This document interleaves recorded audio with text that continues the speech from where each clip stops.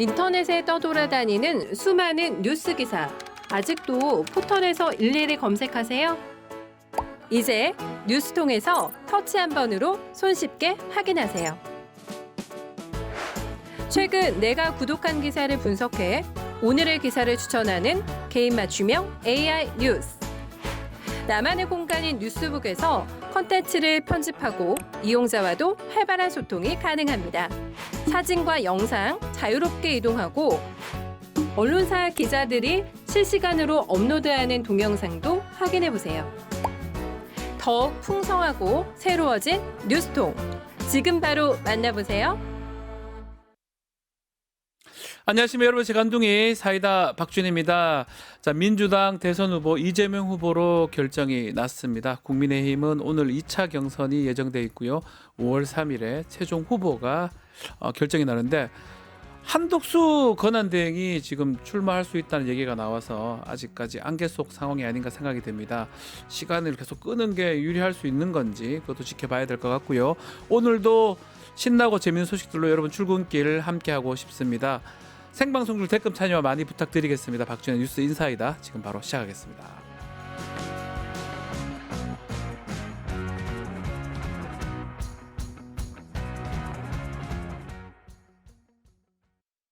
유튜브 구독하고 실시간 채팅과 댓글을 남기시면 매일매일 7,000TTCO를 드립니다.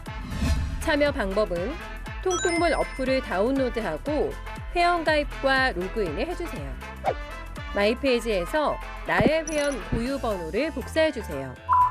유튜브 구독 후 실시간 채팅이나 댓글창에 고유번호를 한 번만 입력하면 준비 끝! 지금 유튜브 채팅과 댓글 쓰기 참여하고 7,000TTCO 받아가세요. 돈 버는 퀴즈쇼 증권 통파. 퀴즈를 풀면 최대 100만 원 상당의 보상을 드려요. 탈락해도 걱정은 NO.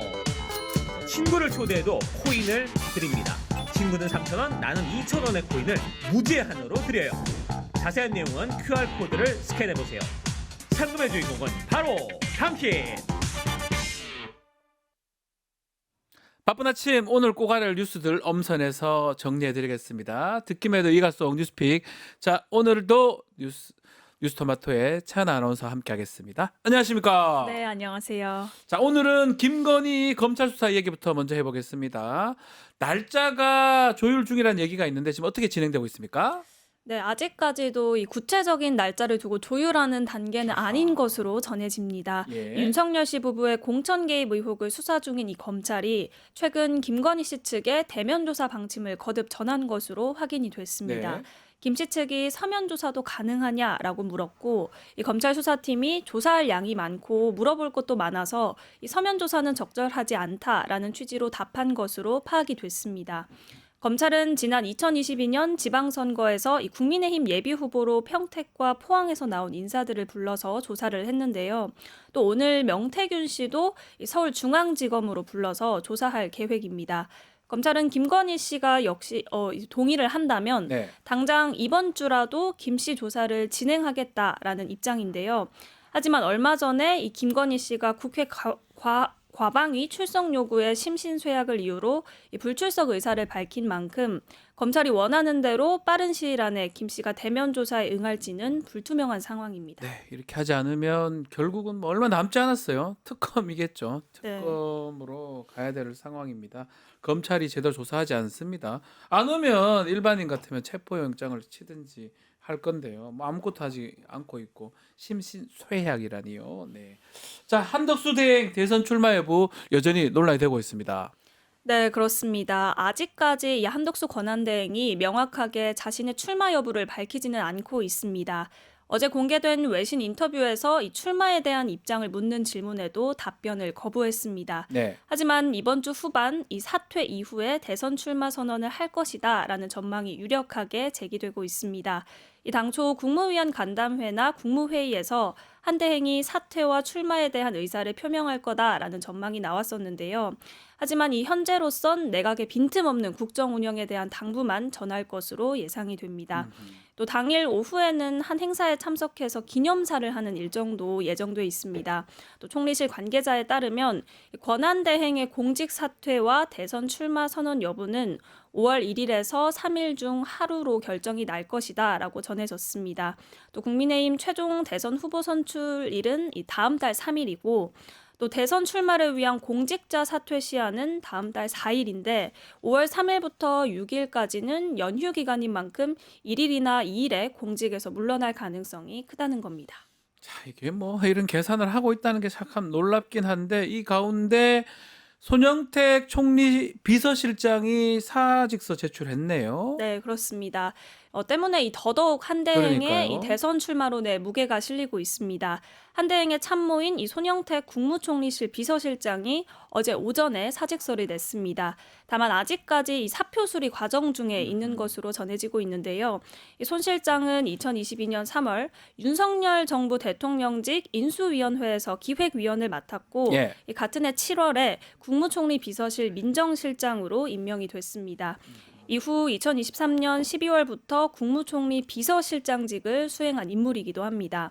한 총리의 최측근으로 바로 옆에서 보좌했던 인물입니다. 뭔가 눈에 띄지요. 권한대행이 만약 출마하지 않는다면 뭐 이렇게 총리 비서실장이 사퇴할 이유는 없을 것 같은데요. 네. 아마 이 계기로 해서 캠프를 꾸릴 수도 있을 것 같습니다. 네, 그렇습니다. 손 실장을 비롯해서 네. 한대행을 가까이에서 보좌하는 총리실의 일부 정무직 참모들은 이달 내로 사퇴를 해서 소수정예 캠프를 꾸릴 것이다라는 사실이 전해졌습니다. 손 실장 이외에도 김수혜 공보실장과 신정인 시민사회국장 등 실장, 국장급 핵심 참모들이 이미 지난주부터 사직을 준비했던 것으로 파악이 됐습니다. 이들은 지난 2021년 원희룡 전 국토교통부 장관의 대선 경선 캠프에서 몸담았던 인사들로 원희룡계가 향후 한대행 대선 캠프의 주축이 될 것이다라는 분석도 제기되고 있습니다.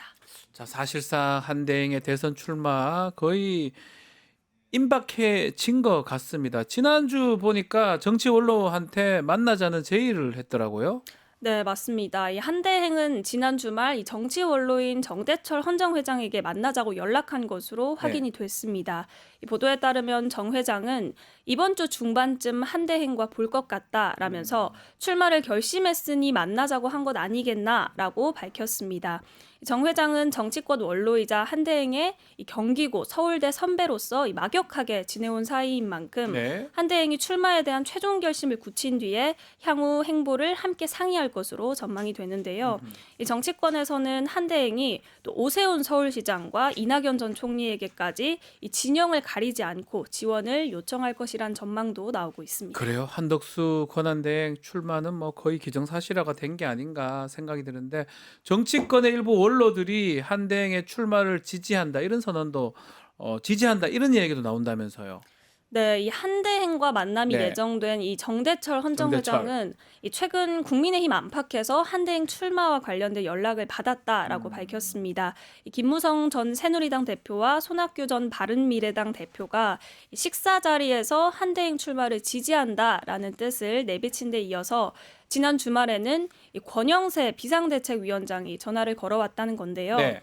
권 위원장은 한대행과 만나기로 해서 고맙다라면서 감사 인사를 건네는 등 한대행의 대선 출마를 기정사실화하는 분위기였다라는 게 정 회장의 설명입니다. 또 선배로서 이야기를 잘해달라라는 부탁도 함께 받았다고 덧붙였습니다. 이를 두고 권 위원장은 반명 단일화 과정, 다시 말해 빅텐트를 도와달라는 취지였다라고 부연했지만 애초에 한대행 출마에 대해 일부 부정적인 반응을 보였던 당 지도부가 생각이 좀 바뀐 것 아니냐라는 해석도 나오고 있습니다. 그렇죠. 아마 출마할 가능성이 매우 높아 보이는 상황입니다. 지켜보기로 하고요. 자, 대선이 다가오면서 대선 주자들 중요한 또 짚어볼 만한 발언들 저희가 말말말 코너 계속 전해드리고 있는데 오늘 어떤 장면 준비하셨습니까? 네, 오늘 준비한 영상은 한동훈 후보입니다. 한동훈. 네, 국민의힘 한동훈 경선 후보가 한덕수 단일화 등의 논란을 두고 패배주의라고 비판을 했습니다. 그것은 패배주의입니다. 네. 라고 했습니까? 관련 영상 먼저 보고 와서 이야기 이어가겠습니다. 권영세 비대위원장께서 정대철 회장한테 이제 단일화를 만들어달라고 부탁했다 이런 보도가 나왔는데 당 지도부에서 경선이 진행 중인데 좀 거기에 개입하는 거 아니야 이런 얘기도 나오거든요. 어떻게 보시나요? 적절하지 않습니다. 다른 후보들은 뭐 팬클럽의 공식이나 뭐 원샷 경선 이런 식으로 구체적인 방법 말씀하셨는데 혹시 대응 개선 좀 저는 경선에서 승리하겠습니다. 승리하는데 자신 없는 분들이 자꾸 말 바꿔가면서 그렇게 조건들을 붙여가는 것 같은데요. 국민의힘은 보수를 대표하는 정당입니다. 저는 국민의힘에서 승리할 것이고 승리할 자신이 있습니다. 저는 국민의힘의 경선이 진행되는 과정에서 자꾸 그런 얘기하는 것 그렇게 좋아 보이지 않습니다. 그건 패배주의 아닌가요? 우리가 이길 수 있습니다. 제가 이길 수 있습니다. 네. 네, 이 장면은 이 한동훈 경선 후보가 어제 충남 아산 현충사에서 이 국방 안보 공약을 발표한 뒤 기자들을 만난 백브리핑 현장인데요. 네. 이 권영세 국민의힘 비상대책위원장이 정대철 헌정회장에게 연락을 해서 국민의힘 측과 한독수 총리의 단일화를 도와달라 요청을 한 것을 두고 이 한 후보는 국민의힘의 경선이 진행되는 과정에서 자꾸 이런 얘기를 하는 것은 좋아 보이지 않는다라면서 그건 패배주의 아닌가. 패배주의다. 네, 예. 적절하지 않다라고 밝혔습니다. 또 구체적인 단일화 방식이 거론되는 것을 두고는 이 승리하는데 자신 없는 분들이 자꾸 말 바꿔가면서 조건들을 붙여가는 것 같은데 본인은 경선에서 승리하겠다라고 말했습니다. 자, 이러한 한동훈 후보 발언을 두고 권영세 비대위원장 역시 뭔가 맞받아쳤습니다. 네, 이 국민의힘 권영세 비상대책위원장은 이 SNS에 한 후보가 자신의 발언을 지적한 이 기사 링크를 공유했습니다. 그러면서 야권 원로 정치인에게 이 향후 예상되는 반명 단일화나 소위 빅텐트 구성 과정에서 우리 당을 도와달라 부탁하는 것이 뭐가 부적절하고 왜 패배주의인지 잘 모르겠네요 라고 적었습니다. 이 당 대표가 본선 승리를 위한 이 대승적 차원에서 한권한 대행이 출마할 경우 이 반 이재명 빅텐트를 꾸려야 한다는 점에서 이 당부에 나선 건데 네. 왜 비판의 대상이 돼야 하는지 모르겠다면서 불쾌감을 나타낸 겁니다. 홍준표 후보 얘기도 좀 해보겠습니다. 정계 은퇴를 시사했네요. 어떤 내용입니까? 네, 이 홍준표 후보는 한 언론사 인터뷰에서 제가 대한민국에서 많은 혜택을 받았다라면서 정치 30년을 지금 하고 있는데 이번이 마지막이라고 생각하는 게 더 이상 머물러 있는 것이 참 보기 좋지 않을 수도 있다라고 말했습니다. 예. 또 이번이 마지막이라면서 만약 이번에도 국민의 마음을 얻지 못해서 이 나라를 경영할 기회가 없어진다면 이제 졸업해야지. 아. 이제 졸업할 생각이다라고 밝혔습니다. 이어서 본인의 결선행 가능성에 대해선 그건 모른다라면서도 어떻게 되더라도 저는 이번 기회에 국민의 마음을 얻지 못하고 당원의 마음을 얻지 못하고 그러면 바로 정치 졸업한다, 정리한다라면서 이 재차 정계 은퇴 목소리를 높였습니다. 정리한다, 졸업한다 했는데 자, 그 관련된 경선이 오늘 2차 경선 결과 네. 발표가 됩니다. 자, 경선 하루 앞두고 자, 국민의힘 후보들 총력전을 벌였던 것 같아요. 네, 그렇습니다. 오늘 이 국민의힘 결선 네. 승부를 치르게 될 후보 2명이 발표되는데요. 2차 경선 투표에서 과반 득표자가 나오면 이 당 대선 후보로 확정이 되고 그렇지 않을 경우에는 1, 2위 득표자 간 이 최종 경선이 진행됩니다. 네. 어제 2차 경선 결과 발표를 하루 앞두고 한동훈과 안철수 후보는 모두 충청을 찾았습니다. 앞서 영상에서 보셨다시피 한 후보는 현충사에서 이 핵 추진 잠수함 구축을 앞세운 국방 안보 공약을 발표했고 안 후보는 중원을 과학기술 수도로 육성하겠다라면서 이 지역 민심을 공략했습니다. 결국 윤석열 씨 탄핵 찬성파인 이 두 후보 모두 충청을 찾은 건데요. 네. 이 충청을 이 막판 표몰이 장소로 꼽은 건 2차 경선의 절반이 반영되는 이 국민 여론조사를 염두에 둔 행보로 해석이 됩니다. 네. 이 당세가 상대적으로 약하기 때문에 이 민심의 척도로 꼽히는 중원에서 중도층 지지를 최대한 끌어모으려라는 의도란 겁니다. 또 김문수, 홍준표 후보는 경제 행보도 이어갔습니다. 김 후보는 한미 관계 강화를 앞세운 수출 회복을 다짐했고, 홍 후보는 상속세 완화를 포함해서 이 중소기업과 소상공인 맞춤형 공약을 내놨습니다. 이 경제 성장론에 집중해서 본선 경쟁력을 강조하고 이 보수 전통 지지층 표심에 호소하려는 의도로 파악이 됩니다. 자, 한편 더불어민주당 대선 후보로 선출된 이재명 전 대표 본선 일정에 돌입을 했습니다. 네, 이재명 후보는 이 더불어민주당 대선 후보로 선출된 이후에 첫 일정에서 이 파격적인 통합 행보에 나섰습니다. 이 현충원을 찾아 김대중, 김영삼 전 대통령은 물론이고 이승만, 박정희 전 대통령 묘역에도 참배를 했습니다. 20대 대선 이후 3년 만인데요. 네. 또 예정에 없었던 이 박태준 전 포스코 명예회장 묘역까지 들렀는데 이 대선 후보가 박 회장 묘역에 참배한 건 2012년 안철수 후보 이후 처음입니다. 이 대표는 그 자리에서 이 보수 책사로 알려진 윤여준 전 환경부 장관을 상임 선대위원장으로 영입한 사실을 깜짝 발표하기도 했습니다. 윤 전 장관은 이 과거 이회창 전 한나라당 총재와 안철수 후보 등을 도우면서 이 주로 중도 보수 진영의 선거 전략가로 활동한 바 있습니다. 그렇죠. 이렇게 이 후보가 윤 전 장관을 영입한 건 개파를 불문한 인사를 통해서 이 지지층 확대에 나서겠다는 뜻으로 풀이됩니다. 알겠습니다. 자, 오늘 뉴스픽 여기서 마무리하겠습니다. 차하나 아나운서 감사합니다. 네, 감사합니다. 행복한 하루 되십시오. 네, 감사합니다. 자, 이어서 의사당 1번 출구로 돌아오겠습니다.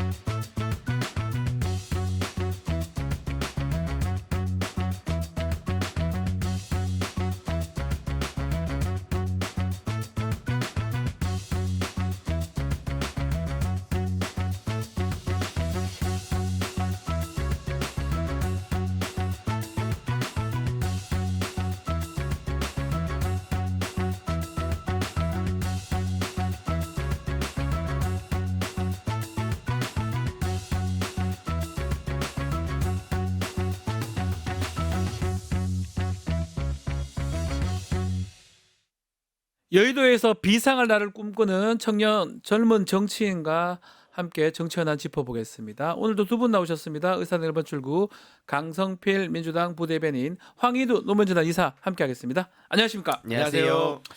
자, 민주당 이재명 후보 얘기부터 해보겠습니다. 첫 행보가 파격적이다 이런 평가가 있습니다. 이승만, 박정희 전 대통령 묘역도 갔고요. 항상 논란이 됐잖아 않습니까? 네. 뭐 김대중, 뭐 노무현 이쪽은 몰라도 네. 이쪽 가는 경우가 별로 없었던 것 같은데 네. 묘역을 찾은 이유 어떻게 봐야 됩니까? 그러니까 이제 지금 이재명 후보에게 놓인 가장 큰 숙제는 네. 국민 통합이 저는 제일 우선이 아닐까라고 생각을 해요. 물론 성장과 회복도 중요하지만 어쨌든 국민적으로 이 갈등을 만들어 놓은 이 탄핵과 불법적인 비상 계엄 때문에 국민들이 갈라져 있잖아요. 그렇기 때문에 사실 대통령 선거 결과를 두고도 누가 받아들일 수가 없는 그런 상황들이 있긴 있을 거예요. 그렇기 때문에 지금부터 이재명 후보가 국민 통합에 나서야지 그나마 후유증을 최소화할 수가 있다. 그러니까 우리가 기존의 대선 일정을 보면 후보들이 각자 자기 진영에서 배출한 대통령만 참배를 하니까 거기에 대해서 상대 진영에서 비난을 하면서 선거 캠페인이 시작이 됐다고 해도 무방하거든요. 네. 근데 이제 이재명 후보 같은 경우는 그런 논란을 아예 불식시키고 또 본인이 과거에 조금 이런 전직 대통령에 대해서 부정적인 견해를 가지고 있었지만 그런 사람이 태도를 바꿨기 때문에 저는 이게 오히려 보수 지지층과 보수 쪽에 있는 국민들에게 지킨 예의라고 생각을 해요. 예의다, 예의. 네. 예의. 근데 당신들을 존중하고 존경하고 앞으로도 내가 다 안고 가겠다. 절반의 대통령이 아니라 국민 전체의 대통령이 되도록 노력하겠다라고 예의를 갖춘 거거든요. 예. 그렇기 때문에 여기에 대해서 의미가 있는 것이고 또 여기를 넘어가지고 박태준 전 국무총리까지 그러니까 이분이 DJP 연합을 15대 대선에서 이끌어내신 분 아니겠습니까? 그렇죠. 그래서 근데 최근에 윤석열의 변호인 김계리 변호사가 욕설을 했잖아요. 욕 잘하던데요. 네, 근데 그 찰진 욕설 가운데서도 하고 있는 말이 뭐냐? 지금 체제 전쟁 중이다. 나경원도 얼마 전에 뭐라고 했습니까? 이념이 밥이다. 아직도 국민의힘은 선거를 앞두고 이렇게 체제와 이념을 가지고 싸우고 있기 때문에 정말 이런 거 무의미하다. 이런 거 그만하고 우리 성장과 회복으로 가자라는 의미가 담겨 있다고 봅니다. 그래서 첫 일정을 그렇게 잡은 거라고 하는데 또 눈에 띄는 게 보수 책사로 알려진 윤여준 전 장관입니다. 네. 이분을 상임 선대위원장으로 영입을 했습니다. 어떻게 해석을 해야 됩니까? 뭐 앞에 쭉 말씀 주셨듯이 결국 지금 대한민국의 그동안 보수라고 하는 정치인들은 그 반공 자유주의 그러니까 네. 계속 뭐 사람 멀쩡한 시민들까지도 간첩으로 몰고 그걸로 지금 거의 막 100년 가까이 정치를 해온 거잖아요. 근데 네. 이제 더 이상 그들이 보수가 아니다. 그리고 또 엘리트라고 볼 수도 없다. 이게 이번에 내란 국면에서 지금 만천하에 드러났다고 봅니다. 그래서 그 지금 공백을 어쨌든 채워야 되는 거 아니겠습니까? 네. 그래서 민주당의 중도 보수론이 그런 맥락에서 나온 거고 그걸 이제 말뿐이 아니라 실행으로 옮기겠다는 의지를 보인 거라 봅니다. 그래서 지금 뭐 당연히 개인 이재명으로 놓고 보면 그 이승만이라든지 뭐 박정희라든지 그 평가를 어떻게 하겠습니까? 네. 근데 다만 지금 이건 이제 대통령 후보로서의 행보이기 때문에 앞으로 앞에 말씀 주신 그 부대변인님 말씀처럼 그 의지를 이제 보여주신 건데 다만 이제 중요한 거는 앞에 쭉 말씀 주신 뭐 김계몽 씨라든지 김계리. 예, 아니면은 뭐 다른 뭐 반국가 세력, 뭐 반대세의 비밀이라는 책까지 썼던 이희천 씨, 네. 지금 뭐 스카이데일리 필진으로 계속 활동하는데 거기도 지금 5월달에 똑같이 체제 전쟁 관련해서 계속 강의를 다닌다고 합니다. 그러니까 저들은 계속 저렇게 부정을 하겠지만 지금 이제 이재명 후보님 같은 경우에는 이런 의지를 보였고 그럼에도 불구하고 당연히 그 책임은 물을 사람들은 물어야 되는 거거든요. 그래서 네. 저들은 계속 벌써부터 보복 프레임을 씌우려고 하지만 그건 좀 구분지어 볼 필요가 있다. 그리고 당연히 뭐 역사가와 시민사회에 또 그 평가를 맡긴다고 했기 때문에 우리들의 그 노력을 계속하면 된다 생각합니다. 윤여준 전 장관 당내에서는 평가가 어때요? 잘했다. 잘했다. 더 해봐라. 더한 사람을 데리고 와라. 네. 이 말입니까? 그러니까 이제 윤여준 전 장관은 기자 출신입니다. 네. 그리고 이제 정치를 많이 떠난 지 오래됐기 때문에 정치인이라고 보기는 어렵지만 그래도 이제 정치 쪽에서 활동을 하셨던 분이기 항상 때문에 평론도 하시고 네. 그 항상 나와주십니다. 중요한 맞습니다. 시점에. 그러니까 우리 사회가 조금 갈등이 심하고 해결책을 찾아야 네. 될 때 어떤 원로의 지혜를 빌릴 때 우리가 윤여준 전 장관에게 많이 물어왔습니다. 맞아요. 언론에서. 그런데 이제는 여기를 넘어가지고 저는 개인적으로 뭐 경제 전문가, 그런 과학 전문가, 그리고 보수 정부에서 조금 성실하고 업적과 성과를 냈던 직업 공무원들을 저는 더 영입을 해야 되고 아마도 이미 이재명 후보 측은 이러한 비단 주머니를 다 준비해 놓고 있을 겁니다. 비단 지금 주머니요? 완급 조절을 하고 있는 겁니다. 왜? 지금 국민의힘에서 예를 들어서 뭐 한독수가 단일화가 돼서 나온다.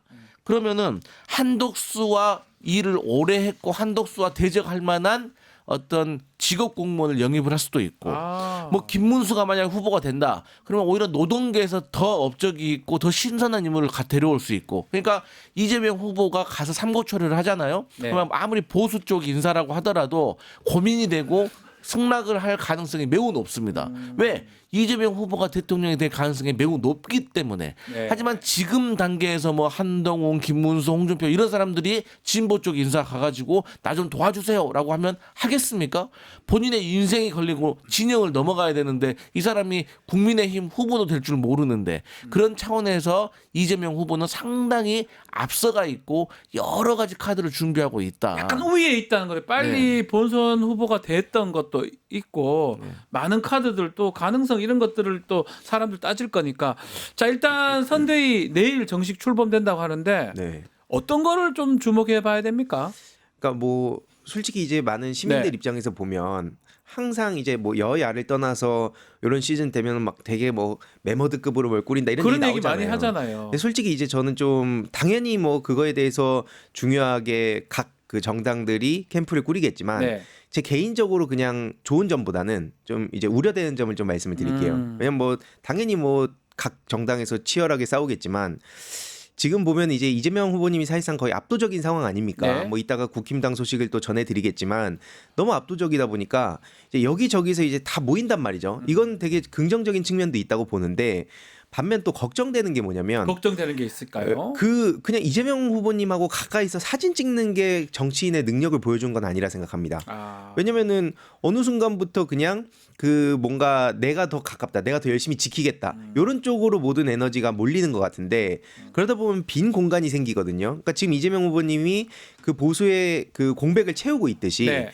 각자가 그 각 분야, 그러니까 뭐 예를 들어서 정치인으로 치면은 각 상임위 별로라든지 아니면 꼭 정치인 지금 현역 정치인이 아니라 하더라도 내가 어떤 그 세상을 만들고자 할 때 지금 이재명 후보님의 가치와 비전에 공감을 한다면 그 파트에서 내가 할 수 있는 일에 최선을 다해야 그래야 이제 많은 당원들과 국민들도 안심하고 볼 수 있는 겁니다. 그렇죠. 그런 쪽으로 그 활동들과 이 성과들이 나와야 되고 그걸로 평가를 받아야 되는데 자칫하면 이제 또 어디에 내가 들어갔다. 그래서 내가 뭐 다음에 지선이라든지 다음 총선이라든지 이런 데 이제 소위 스펙 쌓기용으로 가게 되면 많은 민주 시민들은 실망을 할 것이다. 자기 정치하지 말라 이 말 아닙니까? 네, 사진 찍고만 돌아다니지 않았으면 좋겠다.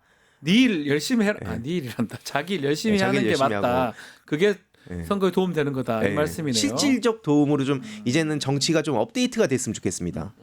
자, 뭐 지난 대선 때 뭐 그게 안 돼서 아마 아주 근소한 차이로 지긴 했는데 그때 막 태업도 있었죠. 예, 열심히 하지 않았던 측면들 있었던 것 같은데요. 그냥 이름만 등장시켜 놓고 네.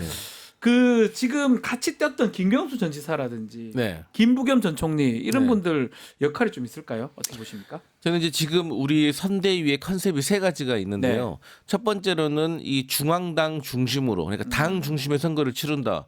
근데 두 번째가 실용으로 우리는 선거 캠페인을 한다. 실용주의. 그리고 이제 세 번째가 필요한 최소한의 인원을 남겨두고는 지역으로 내려가서 지역에서 선거운동을 한다라는 거거든요. 그런 차원에서 저는 뭐 김부겸 총리도 전 총리도 마찬가지지만 김경수 전 지사가 지금이 기회다. 어떤 기회? 선거운동을 할 기회다. 오히려 대통령 경선 때는 김경수 지사가 캠페인을 하기가 사실 막막했을 거예요.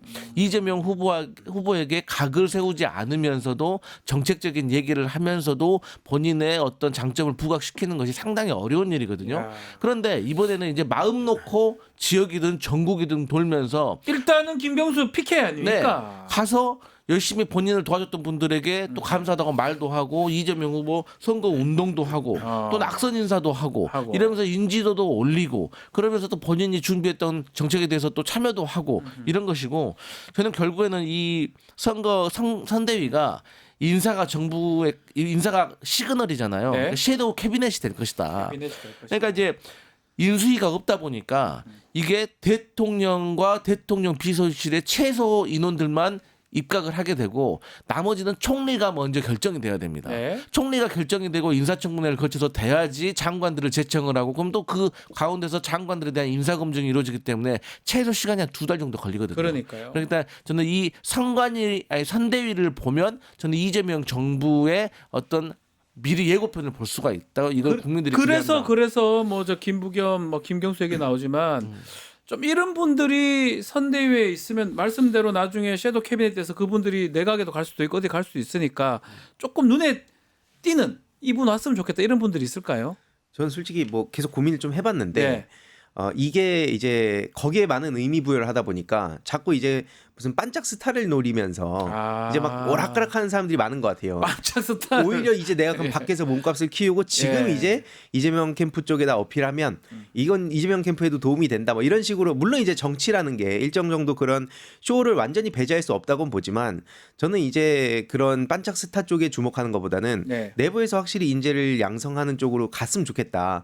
그런 생각이 들어서 기존에 있는 멤버들 중에서 그 실력으로 아까 말씀드렸듯이 많은 시민들의 마음을 좀 울리는 혹은 예를 들어서 지금 이 파트 뭐 자영업 문제부터 해서 지금 여러 문제들이 있지 않습니까?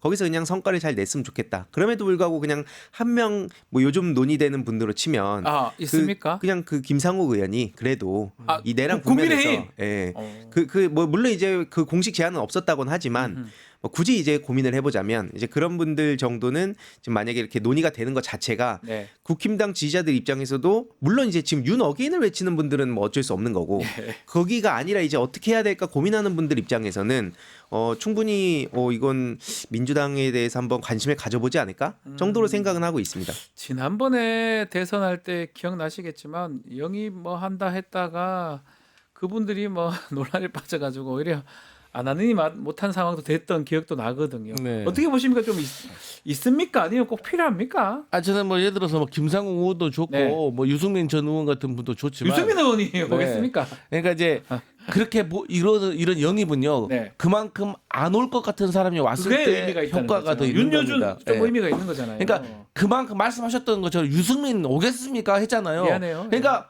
마찬가지로 그만큼 윤석열이 잘못했기 때문에 그렇게 보수에 실망을 해서 넘을 수가 있는 것이고 그래서 저는 이제 이런 정치인보다는 뭐 예를 들어서 한강 작가 이런 분들이 사실 또 탄핵하는 과정에서도 보여준 모습들이 있잖아요. 한강 작가가 네. 정치한다는 건 좀 상상하기 어려운데요. 지지를 하는 지지한다. 거지. 꼭 정치를 본인이 현업에서 나선 건 아니고 네네. 좋은 후보가 있다면 그 좋은 후보가 지지를 하면서 좋은 정치할 수 있도록 지원해 줄 수도 있고 네. 또 이 전 정부에서 뭐 장미란 같은 뭐 역도 뭐 스포츠 스타를 영입을 했었잖아요. 그러니까 뭐 문체부 우리도 뭐 차관. 예. 김연경 같은 배구 스타를 영입을 할 수도 있는 것이고 그래서 이런 분들이 또 여러 가지 체육계에서 활동을 할 수 있는 것이고 그래서 저는 이렇게 국민들께 친근한 이미지 그리고 정말 바른 이미지 이런 분들을 조금 영입하는 것도 좀 좋을 것 같다. 그럼 갑자기 떠오르는 분이 누구요? 있어요. 네. 박지훈 MC. 저요? 깜짝 놀랐습니다.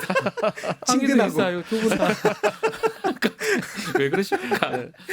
토마토를 지켜야 됩니다. 네네. 자, 알겠습니다. 자, 요 얘기도 한번 나눠보죠. 정치권에는 경기지사 출신이 대통령이 될 수 없다. 이런 징크스가 있다고 하는데 혹시 말씀 들어보셨습니까? 다 떨어지긴 떨어졌던 것 같아요. 이때까지. 그러니까 이게 가장 큰 규모의 이제 네. 지방자치단체다 보니까 네. 뭔가 이제 약간 소위 요즘 말로 난가라고 하잖아요. 난가병. 난가병에 걸릴 수 있겠다 싶긴 해요. 네. 다만 이제 정치인들의 굉장히 중요한 그 기본 덕목이 저는 그 자기 객관화라고 생각하거든요. 네. 근데 그런 게 이제 좀 안 되다 보니까 그냥 일단 섣부르게 많이 나왔던 게 아닌가 생각을 하고요. 네.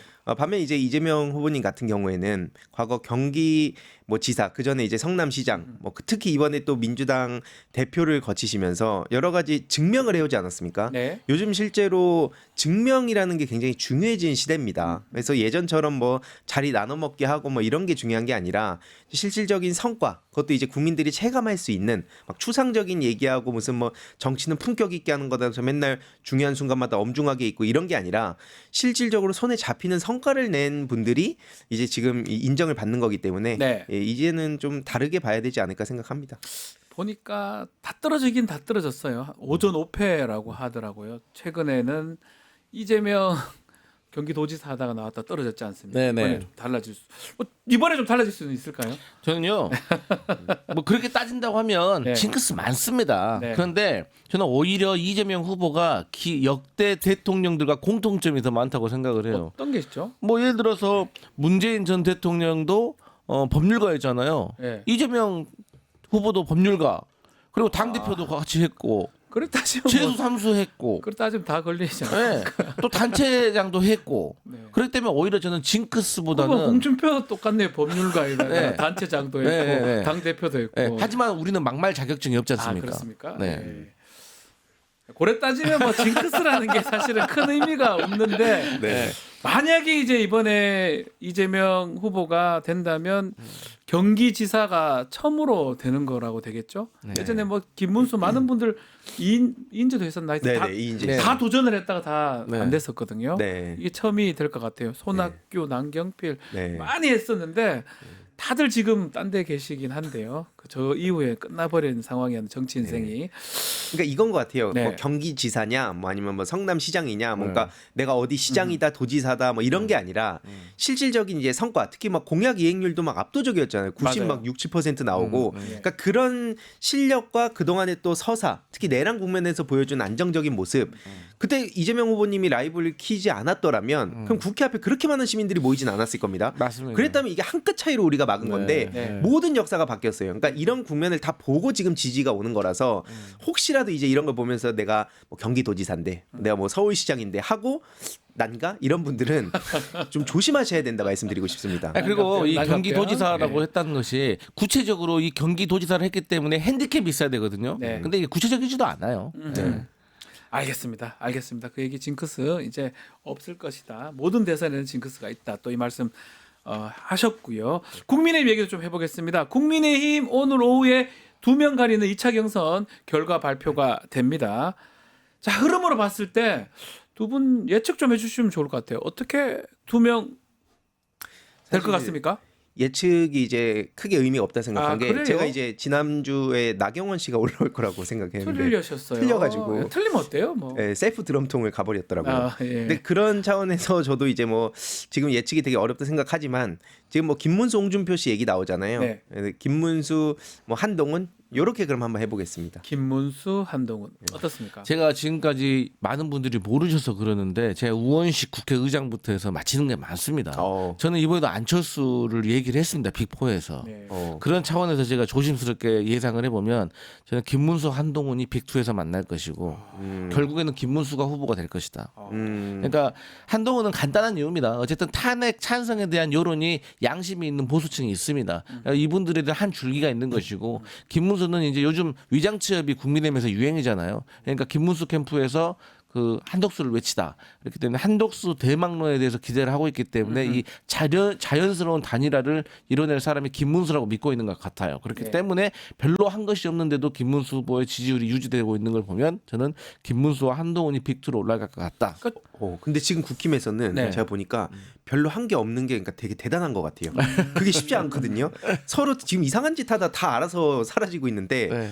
그 과정에서 아무것도 안 하니까 저렇게 또 어떻게 보면 평가를 받는 게 아닌가. 네. 그 정도로 지금 당이 엉망이라 봅니다. 가장 사실은 이게 우리가 참 배제하면 안 되는 게 네. 결국은 한덕수 대행 부분이거든요. 그것 때문에 김문수 가능성이 높은 거 아닐까 싶기도 해요. 근데 이제 한덕수는 두고 네. 보시면 알겠지만 지지선을 하고 끝낼 겁니다. 아, 그렇습니까? 왜냐하면 이제 후보를 국민의힘 후보가 결정되잖아요. 네. 그러면은 국민의힘 후보 중심 단일화를 하려고 하게 돼 있습니다. 왜냐하면 한덕수로 단일화가 되면 나머지 국민의힘 후보들이 잘 안 돕습니다. 아하. 홍준표가 되면 돕겠습니까? 예. 한동훈이 되면 돕겠습니까? 안 도와요. 하지만 한동훈이나 홍준표가 되면은 한덕수가 지지선하고 끝나는 거예요. 그렇기 때문에 국민의힘 후보가 딱 결정이 되면 야 지금 우리 지지율 별로 안 나오니까 그리고 이미 단일화한다는 소문 다 나가지고 효과도 없으니까 더 각자 도생해가지고 지지율 좀 올리다가 나중에 이준석까지 극적인 3자 단일화 하자. 원샷 단일 하자 이렇게 하면은 한덕수는 이 자금 때문에 무너질 겁니다. 제가 이제 광역단체장 선거 캠프만 꾸려봐도 정책 10명, 공보 10명, 총무 10명, 수행 10명, 돈 많이 들 것 40명이에요. 같아요. 그러면은 한 달 하루에 뭐 한 수천만 원씩 또 나가는 경우가 생기는데 그걸 어떻게 버텨내겠습니까? 아직은 돈이 안 나가니까 몰라서 저러는 그렇죠. 겁니까? 그렇죠. 아, 몰라서 저러는 거라고요? 아직 현실에 부딪혀보지 않은데 이제부터 계속 돈 달라는 소리만 할 겁니다. 자기를 돕겠다는 사람들이 이제 돕겠다는 말보다는 돈 달라는 소리만 아니 하면은 그 저기 돈 안 쓰고 법카만 쓰고 이래가지고 돈 많이 네. 버는 것 같은데. 그러니까 지금까지는 이제 이런 말은 좀 조심스럽지만 관권 선거를 했다고 저는 생각을 하거든요. 그렇기 때문에 그런 것을 벗어나서 이제 실제 정말 정치의 차가운 면을 보게 되면 뜨거워하고 지지선을 하고 끝나게 돼 있다. 시간은 한덕수 편이 아니다. 자꾸 지지선언이 그 네. 쥐를 말씀하시는 것 같아요. 뭔지 알죠? 굿게임 이렇게 그만둘 때 쥐 이렇게 하잖아요. 지지. 지지하고 쥐지 치고 나간다 이런 네. 느낌으로 말씀하시는 것 같은데 네. 그럼에도 불구하고 손영택 총리실 비서실장 그만두고 뭔가 출마는 지금 거의 확실해진 것 같다는 생각이 들거든요. 나오긴 나올 것이다. 뭐 지금 저는 완주는 못할 거라고 보는데 아. 어쨌든 뭐라도 지금 하고 있는 것 같아요. 이게 뭐 예. 내란 대행이 돼서 최후의 발악을 하는 거든 뭐든 뭐 사실 그 GG 말씀 주셨는데 전 네. 이번에 딱 그 선거를 규정한 게 엘리전이라 봅니다. 그럼 이제 엘리요. GG를 치면 서로 이제 굿게임하고 스타크래프트 룰이 게임 얘기를 있었는데 하시네요. 이거는 지금 다 청산을 해야 되는 거거든요. 예. 근데 그 청산의 대상 중에 한 명이 또 한덕수 씨입니다. 한덕수 예. 대행인데 예. 이번에 그 슬로건이라면서 뭐 경제, 뭐 통합, 안심 이걸 걸고 있더라고요. 일단 경제는 뭐 사실 저성장 문제부터 시작해서 무역 적자, 그러니까 윤석열 정부의 모든 경제 그 실패의 책임을 져야 될 사람이고 네. 뭐 통합은 사실 말할 것도 없잖아요. 계속 지금 민주당과 심지어 국민들을 상대로도 기싸움을 했었고 안심이라고 하기에는 지금 여전히 내란이 끝나지 않았다고 우리 국민들이 불안해하는데 거기서 어떻게 그 세 가지를 들고 나온지 전 의문이고 네. 사실 아까 뭐 그리고 돈 얘기도 나왔는데 그렇게 악착같이 모은 사람들이 이런 데 쓰진 않는다 봅니다. 아. 예를 들어서 김건희 씨 같은 경우에도 돈을 엄청나게 많이 모았잖아요. 네. 건보료도 막 7만 원밖에 안 내고 예. 그걸 볼 때마다 제 건보료 나가는 거 볼 때마다 매달 김건희 씨 생각이 납니다. 저도 열받아서. 그래요. 예. 근데 정작 김건희 일가 그 요양원 문제 이거 생각보다 공론화가 안 되고 있던데 네. 막 부실급식이라든지 예, 깜짝 이런 놀랐어요. 문제들. 예. 그러니까 정작 그 돈을 써야 될 땐 또 쓰지도 않고요. 끝까지 그냥 모으는 게 혹시 취미인가? 이 생각이 들 정도로 저는 그렇기 때문에 완주까지는 못하지 않을까 뭐 이런 생각이 듭니다. 완주는 두 분 다 어렵다고 말씀을 주셨는데 갑자기 또 이낙연 전 총리 얘기도 나왔어요. 이게 야, 이제 이낙연 전 총리도 한덕수하고 단일하겠다. 민주당 입장에서 어떻습니까? 이낙연 전 총리 그 민주당 사람 아닙니까? 그 이낙연 전 총리가 네. 지금 어디 지역구 국회의원 나와도 지금 당선될 수 있을까요? 저는 그럴 수 없다고 생각해요. 그 정도로 민주당에서 완전히 배신자 프레임이 찍혔다고 보거든요. 국민의힘에서 TK로 나가면 당선될 수는 있겠죠. 그것도 안 아, 되죠. 그것도 어렵다. 그것도 그래서 저는 이낙연 씨가 굳이 출마를 하겠다면 그리고 네. 한덕수하고 단일화를 하겠다면 저는 한덕수 그나마 우리 민주당 당원들에게 해줄 수 있는 마지막 네. 숙제. 한덕수에게 2000년 통상교섭본부장 시절에 중국산 마늘 협상과 관련해가지고 예. 잘못해가지고 경제수석 시절에 경질됐거든요. 네. 여기에 대해서 한번 물어봐주고 아하. 아, 한덕수 당신은 도대체 고향이 서울이냐 전북이냐 여기에 대해서도 좀 물어봐주고 도대체 노무현 전 대통령 장례식에는 왜 안 온 것이냐 이거라도 이낙연 씨가 저는 한덕수 고단대행에게 좀 물어봤으면 좋겠다. 그러면 그나마 우리 호남을 위해서 마지막으로 조금 한 것이 있다 그렇게 인정해 줄 수 있다. 이낙연 전 총리는 뭐예요? 아 뭐예요? 이렇게 질문하면 그렇지만 네네. 이게 좀 그렇잖아요. 뿌리가 그래 민주당이잖아요. 저는 굉장히 솔직히 말하면 수치스럽습니다. 아, 그러니까 한때 그래도 민주정부의 총리까지 하고 그러니까요. 당 대표까지 했다는 사람이 지금 이 내란 대행에 대해서 특히 그리고 윤석열 김건희 씨에 대해서도 그렇게까지 강하게 날카롭게 비판한 걸 못 봤거든요. 한 번도 그 시간에 지금 민주당이 계속 침을 뱉고 있었어요. 그리고 지금 이 순간에도 뭐 후보만 교체되면은 본인이 민주당 도울 의향이 있다고 거의 수요 없는 공급을 계속 지금 얘기하고 있거든요. 수요 없는 공급. 근데 제 생각에는 그러니까 딱 그 종종 하는 얘기인데 네. 스타크래프트 시절에 이런 얘기가 있었습니다. 유명한 말인데 옛 영광에 취한 자는 죽은 자다. 이 얘기 제가 종종 하거든요. 예, 예, 예. 그러니까 이 프로게이머들도 그렇고 옛날 영광의 그 시절이 있어요. 그리고 나서 본인이 이렇게 몰락하는 과정에서 그걸 극복하는 그러니까 슬럼프를 극복하는 사람들이 있고 그게 아니라 완전히 옛날 영광에 취해가지고 그 시절만 그리워하는 사람이 있거든요. 아. 자기 발전을 못하고 그 사람 예. 고향이 영광이라 그래요. 전남 영광. 네. 그 영광에만 지금 취해 있다. 이거는 더 이상 이제 그 어떠한 정치인으로서의 그 역할도 보여줄 수 없는 거고요. 이제 일기는 일기장에 썼으면 좋겠습니다. 네, 총리 시절의 영광에 있는 거 아니냐 이렇게. 근데 후보 등록해서 단일화까지 뭐 그런 얘기까지 하고 있는 상황이고요. 자, 한덕수 권한대행 때문에 출마한다면 국민의힘 경선 영향 결국 그것 때문에 김문수 가능성이 높다 이렇게 짚어주신 거잖아요. 네. 그러다 보니까 홍준표 후보 입장이 조금 바뀌었어요. 안 된다 하다가 조금 어떻습니까? 홍준표 후보가 의견이 왔다리 갔다리 하는 건 어떻게 봐야 됩니까? 자, 우리 선거에는 1등 전략, 2등, 3등 전략이 다 있습니다. 네. 근데 지금 홍준표 후보는 정확하게 이제 3등 전략으로 간 것 같습니다. 3등으로. 왜냐하면 제가 본인이 이제 TV 토론회까지 딱 거쳐봤는데 네. 본인이 박빙의 1, 2위를 다툴 줄 알았는데 지금 처지고 있기 때문에 이제는 승부수를 띄워야 되는 겁니다. 네. 그게 딱 여기 나와 있는 탄핵당한 정권의 총리와 장관 그리고 당 대표 그러니까 이거 한동훈하고 이제 총리는 한독수, 장관은 한동훈, 김문수, 그다음 당 대표는 한동훈 말하는 거거든요. 다 얘기해버렸네요. 다 지금 총 싸우고 있는 거예요. 네. 그래서 이렇게 이제 네거티브로 세게 나가지 않으면은 이제 승산이었기 때문에 마지막 승부수를 띄운 것이다. 근데 남은 사람 안철수하고 어렵다. 본인밖에 없네요. 네, 어렵다. 탄핵당한 정권의 총리 장관이니까 한덕수, 김문수, 한동훈 다 말씀을 하는 거네요. 네. 이야. 솔직히 말을 너무 많이 바꾸셔가지고 예. 이게 지금 어느 시점에 홍준표를 봐야 되는 건가? 그렇죠. 지금 현 입장인지 언제 네. 입장인지 알 근데 수가 없네요. 또 이 말이 또 틀린 말은 아니에요. 네. 그렇죠. 근데 이러다가 또 다음날 보면 또 딴 포스팅이 올라와 있고. 아니 그러니까요. 그래서 사실 큰 의미가 없다 그 생각입니다. 이번에 그 홍준표 후보하고 좀 뭐 맞수 토론 한동훈 후보 또 사자 토론 어떻게 좀 보셨잖아요. 네. 약간 뭐 재밌게 보신 분들도 있지만 좀 안타깝기도 하고 어떻게 보셨어요? 정말 어디서부터 얘기를 해야 될지 모르는데 뭐 예. 한 줄로 말하면 역시 막장 드라마보다는 진지한 다큐멘터리가 낫다. 예. 저는 그렇게만 얘기하겠습니다. 어떻게 보셨어요? 저도 그냥 사실 지금 국민들이 불안해하고 힘들어했는데 웃음을 주기 위해서, 그러니까 아예 컨셉 자체를 개그로 잡은 게 아닌가. 네. 국힘당 자체가 뭐 바퀴벌레 이런 얘기부터 시작해서 사실 건질만한 얘기가 아무것도 없었잖아요. 그래서 그냥 개그로 가는 거 아닌가 싶습니다. 좀 안타깝긴 하더라고요. 홍준표 후보가 한동훈 후보가 좀 당한다고 해야 되나요? 그럼 화를 내는 모습이나 이런 게 민주당 예전에 국회의원들한테 한동훈 법무부 장관 시절 때 막 쏘아붙이던 그거랑 또 좀 근데 연상이 되기도 한동훈의 하고요. 토론 방식을 제가 유심히 보니까 딱 한 가지가 보이더라고요. 그렇죠? 그래서 100m 몇 초에 주파하십니까라고 물어보잖아요. 그러면 저는 뭐 10초에 주파합니다 이렇게 얘기하면 되는데 그 사람은 꼭 옆에 있는 사람이 뭐 홍준표는 늙고 지치고 힘이 없어가지고 20초에 주파하는데 저는 10초에 합니다. 그렇게 해요? 이런 식으로 항상 얘기를 하니까 옆에 있는 사람이 가만히 있다 당하는 거예요. 그러니까 화가 나는 거고. 그래서 정말 이런 토론 매너는 안 좋다. 특히 지도자로서. 그렇죠. 그리고 토론을 할 때 상대방이 얘기를 하면은 그걸 들어야지. 한 메모리인데 막 이렇게 자료를 막 이렇게 하더라도 딴청 부리더라고. 그리고 그거를 공격하려고. 예. 그래서 정말 그런 토론 자세부터 배워야 된다. 혹시 한동훈 후보랑 토론하면 이길 자신 있습니까? 토론하면 이길 자신 없습니다. 없습니까? 아니 뭐 토론을 하면 이길 자신 있는데 그 사람은 토론 안 하고 말싸움을 하니까. 그게 약간 제가 늘 말씀드리지만 예. 이준석 씨랑 비슷한 부류예요. 이준석 약간 그 대표랑, 예. 막대사수의 진심이고요. 마지막 말은 내가 해야 된다. 네. 이게 마치 이게 키보드 워리어들이 그러거든요. 네. 근데 사실 그래서 그 이준석 씨와 한동훈 씨가 같이 얘기한 거 한번 보고 싶긴 합니다. 네, 서로 둘이 같은 한번 끝나지가 않을 거예요. 서로 상대의 말꼬리만 잡으면서 누가 이길까요? 안 끝납니다 이게. 끝난다. 24시간 계속 가요. 그럼 당신은 막 이러면서 제가 그렇게 얘기했나요?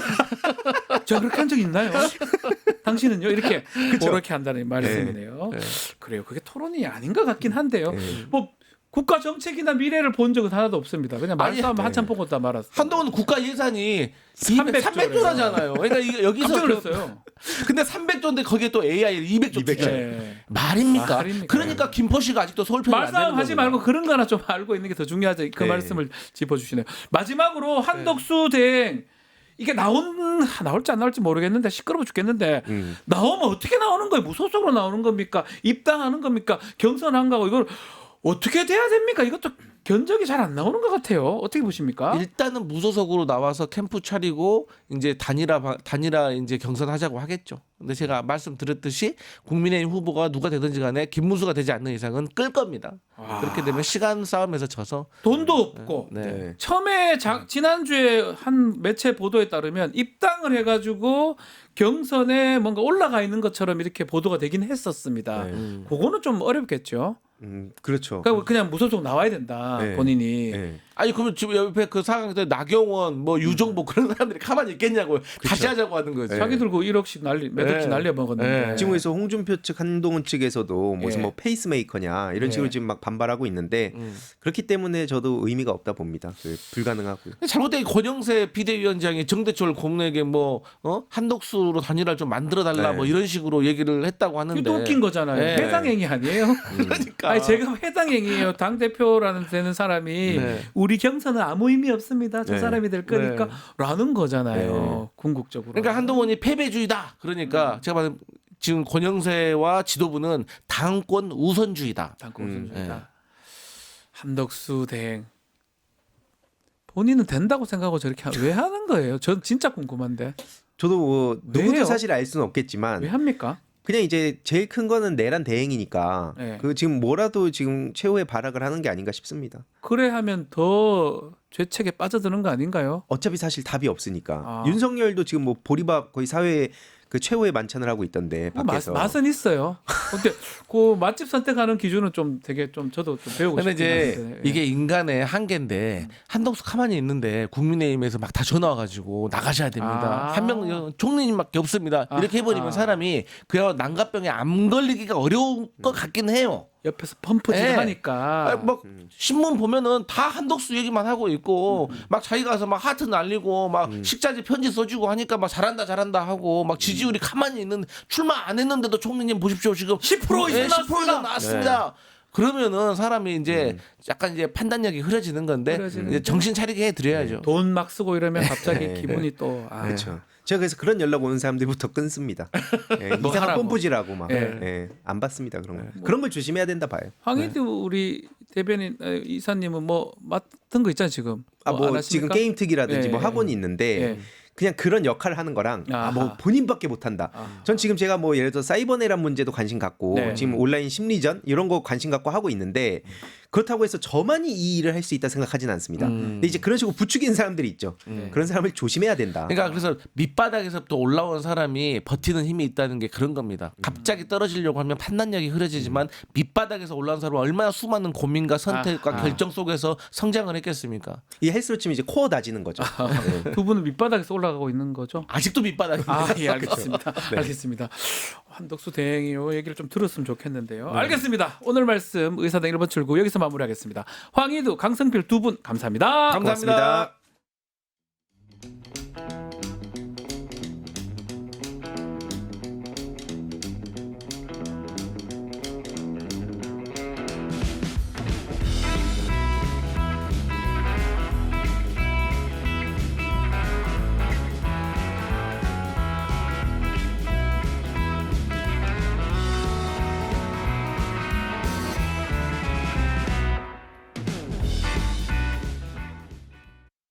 국내 MTS의 선두주자 증권통.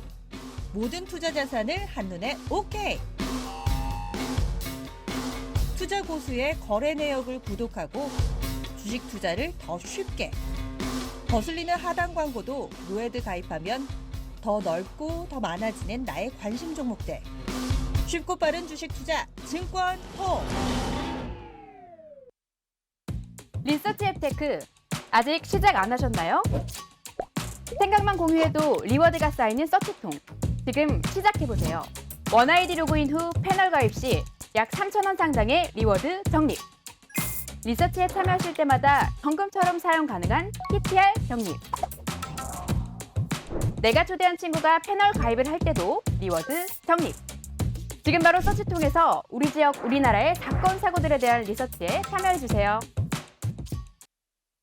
자, 6월 대선 이제 얼마 안 남았습니다. 민주당은 이재명 후보를 선출했고요. 자, 경제, 금융, 정책, 전략, 또 친명의 7인의 주요 멤버인 김병욱 의원 모시고 이야기 좀 들어보겠습니다. 안녕하십니까, 의원님? 네, 김병욱입니다. 네. 자, 이거 처음에 지금 친명 7인의 얘기를 했는데 보도도 많이 되고 있는데 맞습니까, 친명 7인의 우리 의원님? 예. 뭡니까 정확하게 이거를 사실 보도만 자꾸 되고 이래가지고 7명 말씀은 나오긴 나오는데 어떤 멤버인지 이거를 좀 얘기를 해주시면 좋을 것 같아요.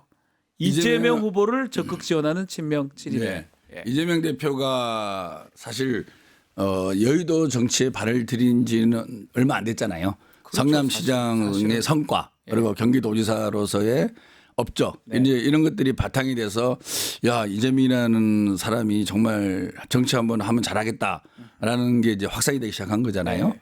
그래서 2017년 대선 때는 별로 지지하는 사람들이 없었어요. 그때 문재인 후보랑 했을 때 말씀이시죠? 예. 그래 정성호 선배하고 저하고 뭐 김명진 그리고 재윤경 전 의원 있었고 예. 오랜만에 듣는 이름이죠. 재윤경 의원. 예, 그러다가 이제 두 번째 도전할 때 제가 이제 정성호 선배한테 건의를 했죠. 네. 좀 더 사람을 모아보면 좀 있을 것 같은데 그렇게 해야 되지 않느냐. 그래서 이제 아침에 콩나물 국밥집에서 모여서 이런저런 얘기하다가 모아보니까 7명이 된 거예요. 근데 우리가 붙인 이름이 아니고 예. 이제 언론에서 그게 알려지면서 7사람이 이재명 대표를 돕는구나. 아하. 그래서 네이밍이 이제 언론에서 시작된 거죠. 그 건의는 그러면 우리 의원님이 예, 정성 의원한테 하신 겁니까? 예, 예. 그러면 그리고 이제 현역 의원 7명이 모여진 거고요. 그렇죠, 그렇죠. 어허. 그때는 현역 의원 7명이었고 네. 지금은 이제 현역 의원이 이제 많이 줄었습니다. 지금 다 저도 떨어졌고. 죄송하지만 낙선하셨어요. 예, 안타깝게. 네. 예. 우리 앵커님 옆지역구에 예, 경기 분당을 지역구에 낙선을 하셔가지고 이제 3선 도전을 하셨는데 결국은 지금 정성원하고 김영진하고 몇 명 없으시네요. 지금 원내에는 정성호, 김영진, 문진석 네, 그렇게 의원이 있고 하네요. 원외가 저하고 임종성, 그다음에 이규민, 그다음에 김남국 이렇게. 김남국 의원까지.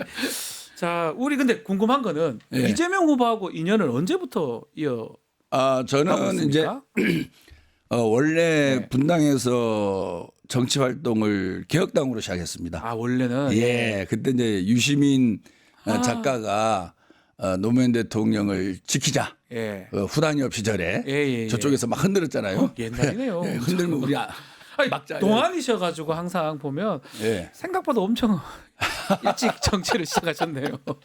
그때는 네. 제가 출마를 전제로 한 게 아니라 우리 한국 사회가 올바로 가야 된다. 네. 그럼 노무현이라는 사람을 당에서 선출했는데 이게 이제 후보를 바꾸자 말도 안 되는 주장들을 여기저기서 하고 있는 거 아니겠어요? 네, 그렇죠. 그래서 그때 이제 노사무라는 그룹이 있었고 저는 이제 개혁당에 입당하면서 정치를 시작한 건데 네. 그때 개혁당의 이제 모토가 지역주의 타파, 상향식 민주주의, 그다음에 인터넷을 중심으로 하자 이런 것들이 아주 마음에 들더라고요. 네. 그래서 노무현 대통령 지키기 위해서 이제 개혁당 활동을 했던 거고요. 그리고 그 이후로 이제 열린우리당 시절이 있었고 그때 이제 이재명 후보는 변호사로서 시민운동을 하고 있었죠. 그 당시에. 예, 그래서 엊그제 수락연설에서도 얘기했지만 성남시 시립 의료원 네. 건립을 위해서 새벽 기도하면서 마음의 결심을 굳혔다 이런 얘기를 하지 않았습니까? 네. 그러다가 이제 2010년도에 이제 성남시장 선거에 도전을 할 때 이재명 대표가 그때 소위 이제 김창호 전 국정원보처장이랑 이제 경선구도였어요. 예, 맞아요. 경선구도였는데 예. 이재명 대표는 항상 비주류였고 변방의 주자 아니었습니까? 그렇죠. 그러니까 당원들 사이에서는 소위 이제 김창호 처장을 지지하는 친문 당원들이 훨씬 많았죠. 그런데 시민운동을 했기 때문에 여론에 있어서는 꽤 그래도 이재명 후보가 알려져 있었는데 당내 지지 기반이 그렇게 많지 않았습니다. 예. 그래서 이제 저한테 찾아와서 우리 민주당 분당을 지역위원장으로 다시 좀 복귀를 해달라. 그 전에 제가 열린우당 시절에 또 위원장을 했었어요. 예. 했는데 아까 말씀드린 대로 제가 출마를 전제로 한 정치 활동이 아니라 네. 서포터즈 개념으로 하고 있었고 좀 쉬고 있었어요, 제가요. 이제 분당에서 내가 출마도 안 할 건데 더 이상 한다는 게 너무 힘들다. 이래서 제가 쉬고 있었는데 이재명 후보께서 이제 2번씩이나 저희 집 앞에 호프집으로 찾아와서 꼭 좀 같이 하자. 그래서 그 자세와 그다음에 신념 그리고 그 정성이 너무나 감탄스러워서 제가 오케이 하고 네. 이제 선대위원장으로 활동하게 됐죠.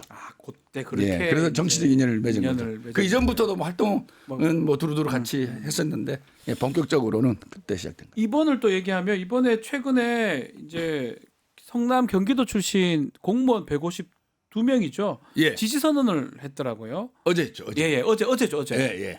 이제 후보 선정되고 예, 어제 했는데 요건 어떻게 이해해야 됩니까? 성남시장 8년, 경기도지사 4년에 이재명 후보의 모습 속에서 대한민국의 새로운 정치의 가능성을 본 게 아니에요. 저는 그것을 성과라는 2글자로 표현하고 싶어요. 네. 성과를 잘 내는 정치인. 네. 그런데 전직 공무원들 중에서도 저랑 생각이 비슷한 사람들이 의외로 많더라고요. 그래서 이걸 처음에 제가 한 게 아니고 네. 그쪽에서 자생적으로 공무원들이 모여갖고 우리는 이러이러한 측면에서 이재명 후보를 지지합니다. 라는 선언을 하고 싶다고 연락이 온 거예요. 네. 그래서 제가 이제 국회 소통관을 써야 되니까 박상혁 의원하고 네. 그다음에 안태준 의원한테도 얘기해서 야 이런 취지로 우리 전직 공무원들이 이재명 대표의 지선을 한다는데 좀 도와주자. 그래서 이제 같이 소통관에서도 기자회견을 했는데요. 그분들도 느끼는 거는 저랑 똑같은 거죠. 정말 인사정책 잘하고 네. 탕평책 쓰면서 사람을 잘 이렇게 뭐랄까 리드해 나가면서 그리고 소통도 잘하고 그러면서 중요한 것은 성과를 잘 낸다. 성과를 낸다. 예, 그게 요것 때문에 핵심입니다. 지지했다고 볼 수도 있겠네요. 예. 사실 우리나라 정치가 논쟁은 많고 네.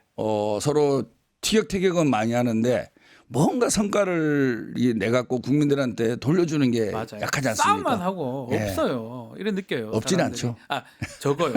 적게 보여요. 예. 예. 그래서 저도 우리나라 정치에 있어서 앞으로 가장 큰 해결 과제는 성과를 잘 내고 그 성과가 국민들에게 골고루 잘 배분되는 그런 과정 전체를 리드해 나갈 리더를 뽑는 게 이번 대통령 선거라고 생각하거든요. 그렇게 본다 그러면 시대 정신을 가장 앞서 나가면서 간파해낼 수 있는 그런 능력 네. 그리고 이제 공무원을 비롯한 주변의 인재를 잘 등용해서 적재적소에 배치하면서 그 사람들이 열심히 일할 수 있게끔 환경을 만들어주고 맞습니다. 그런 그 속에서 예산을 잘 투입을 하고 그러는 인적인 사람과 예산을 투입해서 결과물이 만들어지게끔 하고 또 그 결과물을 피드백을 잘해야 됩니다. 그 결과가 좋은지 나쁜지 피드백을 해서 더 좋은 정책으로 그레이드 업을 시키는 거죠. 예, 예. 이런 전체를 아울러서 할 수 있는 사람이 대한민국 정치인 중에 과연 누구일까? 저는 이것이 이번 선거의 기준이 돼야 된다라는 생각을 하고 그 부분에서 이제 같이 일했던 공무원들도 그래도 자기들이 모셔봤던 사람 중에서 이재명이라는 사람이 정말 일을 잘한다. 그리고 과거의 관습과 이 전통에서 벗어나서 혁신하고 도전하고 또 그것이 무리한 게 아니고 현실적으로 정책이 수용될 수 있게끔 전체적인 그림을 잘 그려나가고 일머리를 잘 풀어나가는 사람이 이재명 후보다라는 부분에 공감을 했고 그 저도 공감하고 저렇게 지선을 한 것이다. 그렇죠. 저분들 다른 경기지사는 같이 근무했을 거 아닙니까? 다 근무했죠. 성남 예, 다른 성남시장. 예. 그 중에 보니까 이재명이라는 후보가 예. 제일 낫더라. 예. 뭐 그런 의미의 지선을 당연한 봐야 거죠. 되겠네요. 예, 예. 실제로 같이 네. 일을 해보고 회의에 참석하고 해보니까. 업무 지시를 받아보고 그리고 혼도 나보고 칭찬도 받아보고 네. 그랬던 분들이 그래도 이재명 후보가 예. 가장 일을 잘했고 아하. 앞으로 이 능력을 바탕으로 대통령이 된다 그러면 훨씬 더 대한민국 국민들에게 많은 이익을 가져다 줄 수 있는 그런 대통령 후보다 이런 말씀을 하고 가신 거죠. 그런 지지 선언을 봐야 되는데 이제 지금 이제 앞으로 성과를 내야 되고 잘해야 된다. 국가는 사실 지금 만만치 않은 상황입니다. 심각합니다. 예. 그 중에 이 경제라든지 금융 부분 특히 전문가 아니십니까? 나름대로 열심히 공부하고 그래서 있습니다. 어떤 부분에 대해서 이재명 예. 후보한테 비전 또 방향 이런 것들을 좀 조언해주고 계십니까? 저는 옛날부터도 우리 더불어민주당의 정책 중에서 좀 더 성장의 방점을 찍어야 된다는 얘기를 참 많이 했습니다. 예. 저는 제가 초선 때부터도 그 얘기를 했고요. 재선 때 좀 본격적으로 많이 했죠. 그래서 당내에 글로벌 기업 경쟁력 강화를 위한 네. 더불어민주당 연구 모임을 만들어 갖고 기존에 못 보던 민주당의 모습이다. 네. 그런 소리도 듣고 삼성 그다음에 하이닉스 뭐 한화 LG 이런 그룹들을 초청해서 직접 대기업의 목소리를 국회에서 듣는 그런 민주당의 모습을 많이 보여드렸죠. 네. 왜냐하면은 과거에는 사실 우리가 성장을 걱정하지 않아도 잘 되는 고성장식이었어요, 사실 그렇죠. 그러다가 이제 금융위기 그렇죠. 이후에 상당히 그 고성장의 진도가 떨어지기 시작했고 코로나 전후부터는 심각한 이제 중성장, 지금은 저성장 궤도로 진입하고 있는 거 아니겠습니까? 이 속에서 우리도 국정을 책임지고 대한민국의 미래를 책임지는 수권 정당의 모습을 띄어야 되는데 이 성장이란 두 글자가 너무 우리 당에는 안 보이고 복지와 이 배분, 분배, 배분 네. 그런 단어들이 많이 나오는 거죠. 물론 그게 중요하죠. 공정해야 되고 배분이 잘 돼야 되는데 공정하게 배분이 잘 되려면 뭔가 파이가 커져가지 않으면 불가능하지 않겠습니까? 그러니까요. 그런데 우리는 어른들끼리 만나보면 다 알고는 있어요. 알고는 있는데 전체 집단화된 목소리로는 잘 얘기를 하지 않는 그런 분위기가 우리 더불어민주당의 분위기였습니다. 네네네. 그래서 성장과 공정은 함께 가야 된다. 공정만 앞세운다는 것이 과연 우리 시대에 맞는 우리 더불어민주당의 경제 정책의 방향일까라는 고민을 많이 한 거죠. 그래서 성장 없이는 아무것도 될 수 없고 이제는 그 성장이라는 동력을 민간과 기업에만 맡겨놔서는 한계가 있을 수밖에 없지 않을까. 네. 이제는 국가가 좀 더 전략적으로 그리고 집중적으로 그리고 전체 국가의 에너지를 모아나가면서 힘차게 추진해도 글로벌 경쟁력에서 이기기가 마땅치 않은 그런 시국인데 네. 우리 더불어민주당이 이 부분에 있어서 좀 더 자악하고 분명한 모습을 보여주는 것이 우리 책임 있는 정당으로의 모습이다. 아하. 그 부분에서 이재명 대표님이 정말로 아하. 확실하게 공감을 하시고 지금 성장 담론을 이끌고 있는 거 아니겠습니까? 배려화된 우리 더불어민주당의 모습이죠. 그 중에 지금 대선에서 AI 기본사회 예. 핵심 비전을 제시했더라고요. 예. 정확히 이게 좀 이해가 안 돼서 좀 쉽게 좀 설명해 주시면 좋을 것 같습니다. 뭐 제가 뭐 그렇게 잘 설명할 능력이 안 되는데요. AI 기본사회. 지금은 뭐 다 누구나 아시다시피 기술이 날로 이 정말 진화하고 있는 시대고 네. 그 기술의 총화는 AI 아니겠습니까? 그렇죠. 예, AI 기술을 갖추지 못하면 글로벌 경쟁력에서 처질 수밖에 없는 게 엄연한 현실 아니겠습니까?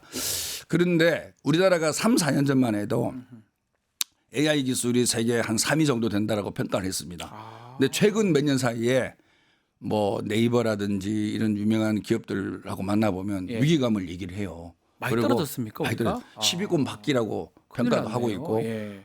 정말 큰일 났습니다.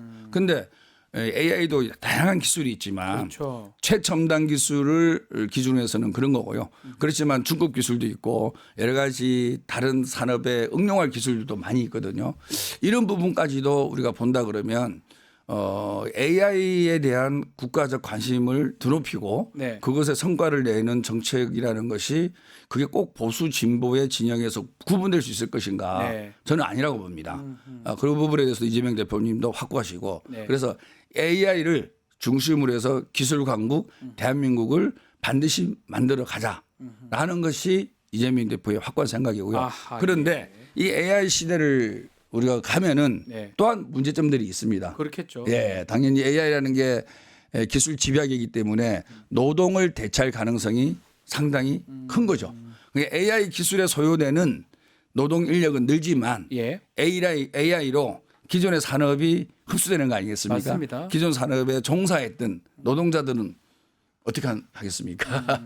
그래서 그런 부분 그리고 또 AI 기술이 고도화되면서 AI와 직접적으로 관련된 사람들의 연봉은 올라갑니다. 네. 예, 아마 상당히 수준 올라가는데 그럼 기존의 노동자들하고의 임금 격차도 더 많이 커지겠죠. 벌어지게 되는 거죠. 네. 그래서 노동자들의 실업도 생길 수 있는 거고 노동자들의 임금 간의 격차도 생길 수 있는 거고 이런 부분들이 일어날 가능성이 상당히 높은 거죠. 그랬을 때 과연 국가는 무엇을 할 것인가. 네. 그래서 AI 기술 시대를 지향을 하되 아하.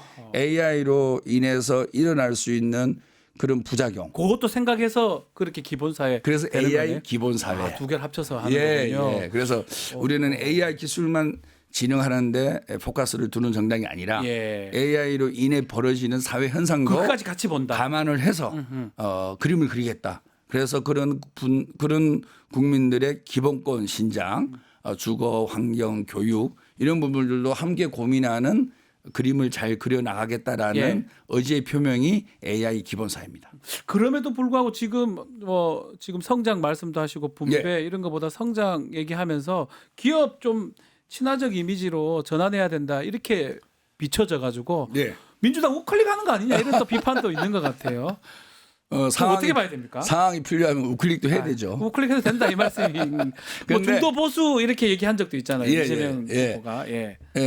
사실은 이제 기업 친화형이라는 단어가 잘못 써져 있다고 봅니다. 쓰여져 있다고 봅니다. 왜냐하면은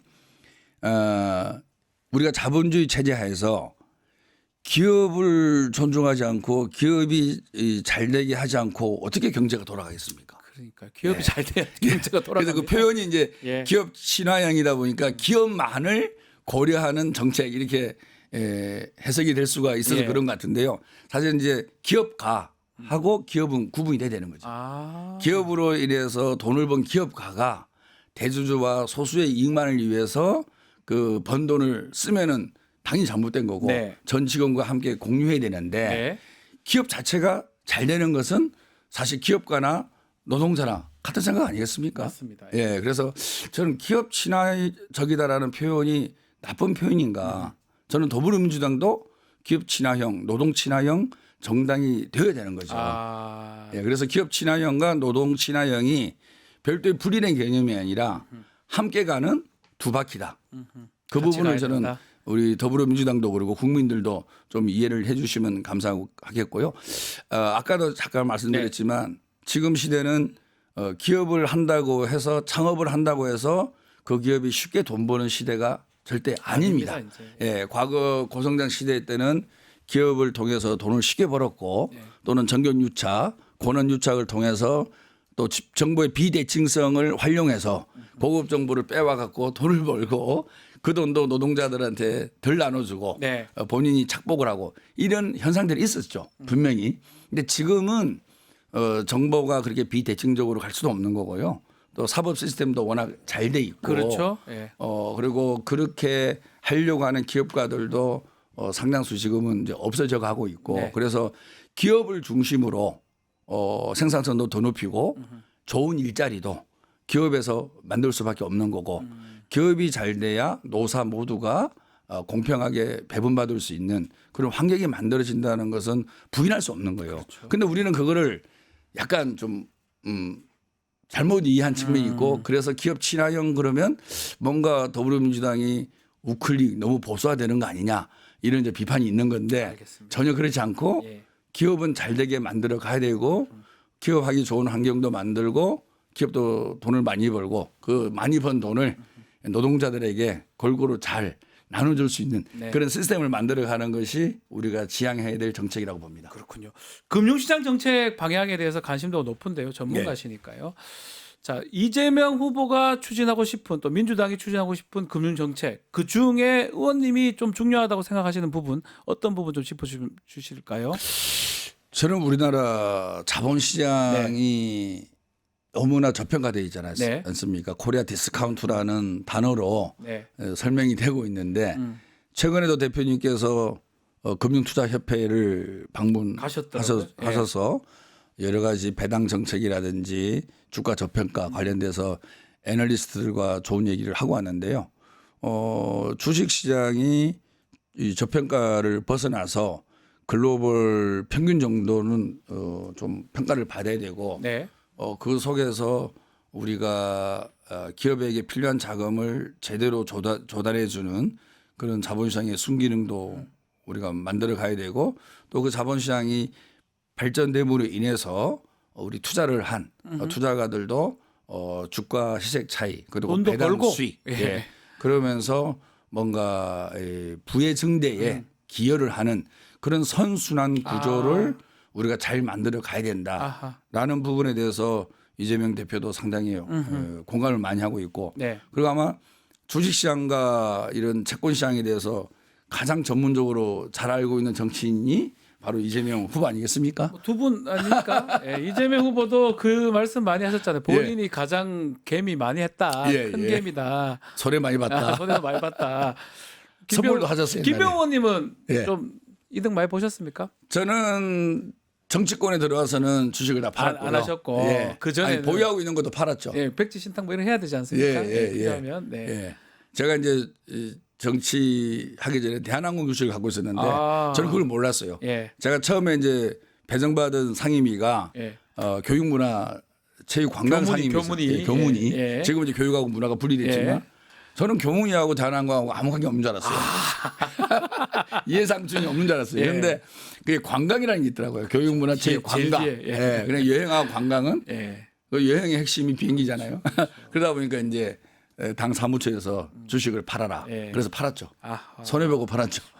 어쨌든 가장 전문가이시긴 한데 금융 또 하시는 분들 많잖아요. 이득 보고 싶죠. 이거 손해 보고 싶은 사람 없습니다. 그래서 정책을 좀 잘해주면 좋겠고 하나 좀 질문드리고 싶은 게 집값 얘기하지 않을 수 없습니다. 민주당 정권 잡을 때마다 집값 다 올라가고 또 지난 정부 때 집값이 정권을 내준 또 그 결정적 계기 아니냐 이런 얘기도 있거든요. 부동산 정책 이 부분 좀 말씀해 주셔야 될 것 같습니다. 아직 뭐 저희가 정교하게 가다듬은 정책은 아직은 발표하기는 어렵고요. 지금 계속 준비를 하고 있습니다.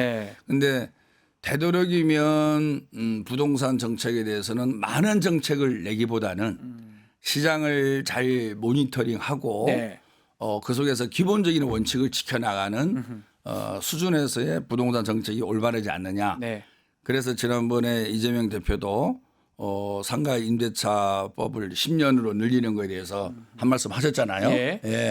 이렇게 늘리면 또 시장에 부작용이 있을 텐데 좀 잘 검토해 보자.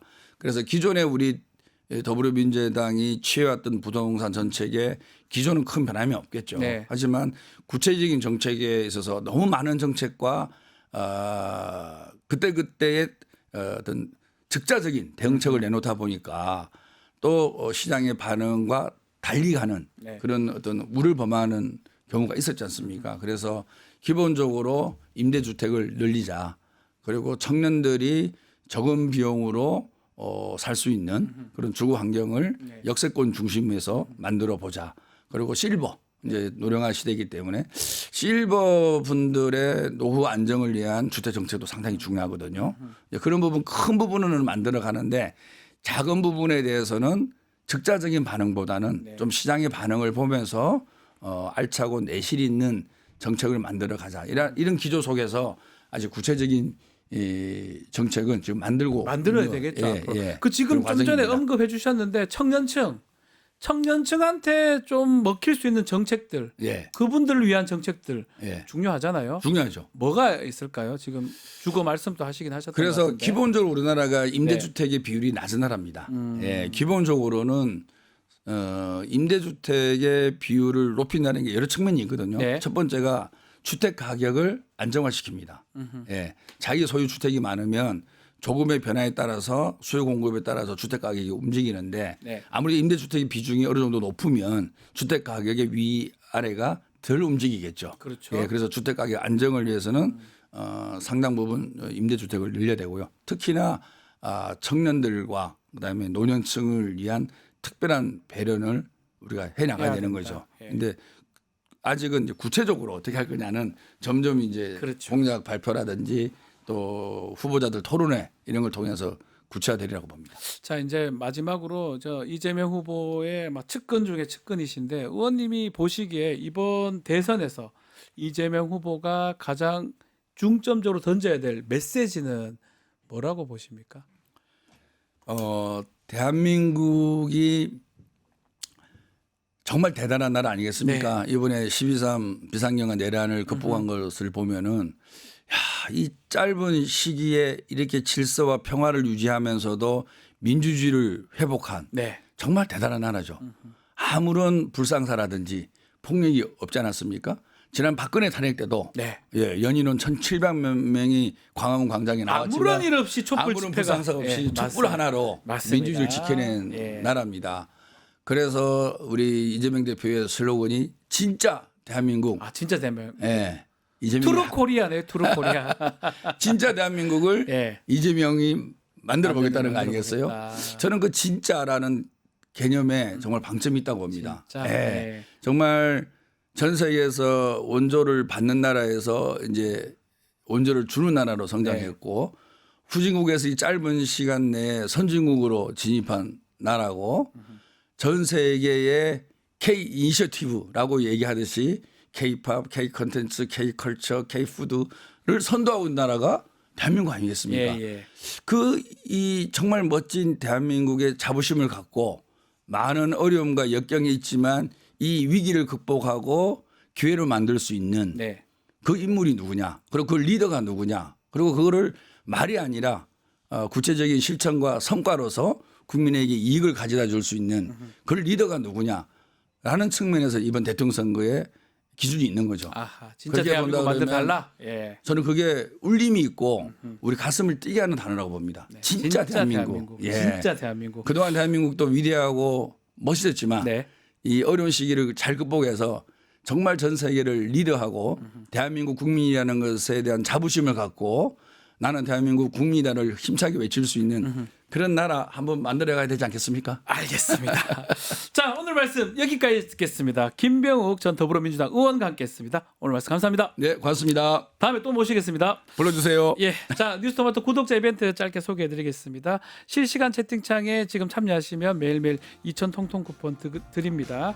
채팅창 링크에 있는 통통 모름에 가입하고 고유번호 코드 실시간 채팅창 한번 붙여넣기 하시면 참여하실 수가 있습니다. 자, 이어서 뉴스인사 프라임 진행이 됩니다. 어디 가지 마시고 조금만 기다려 주십시오.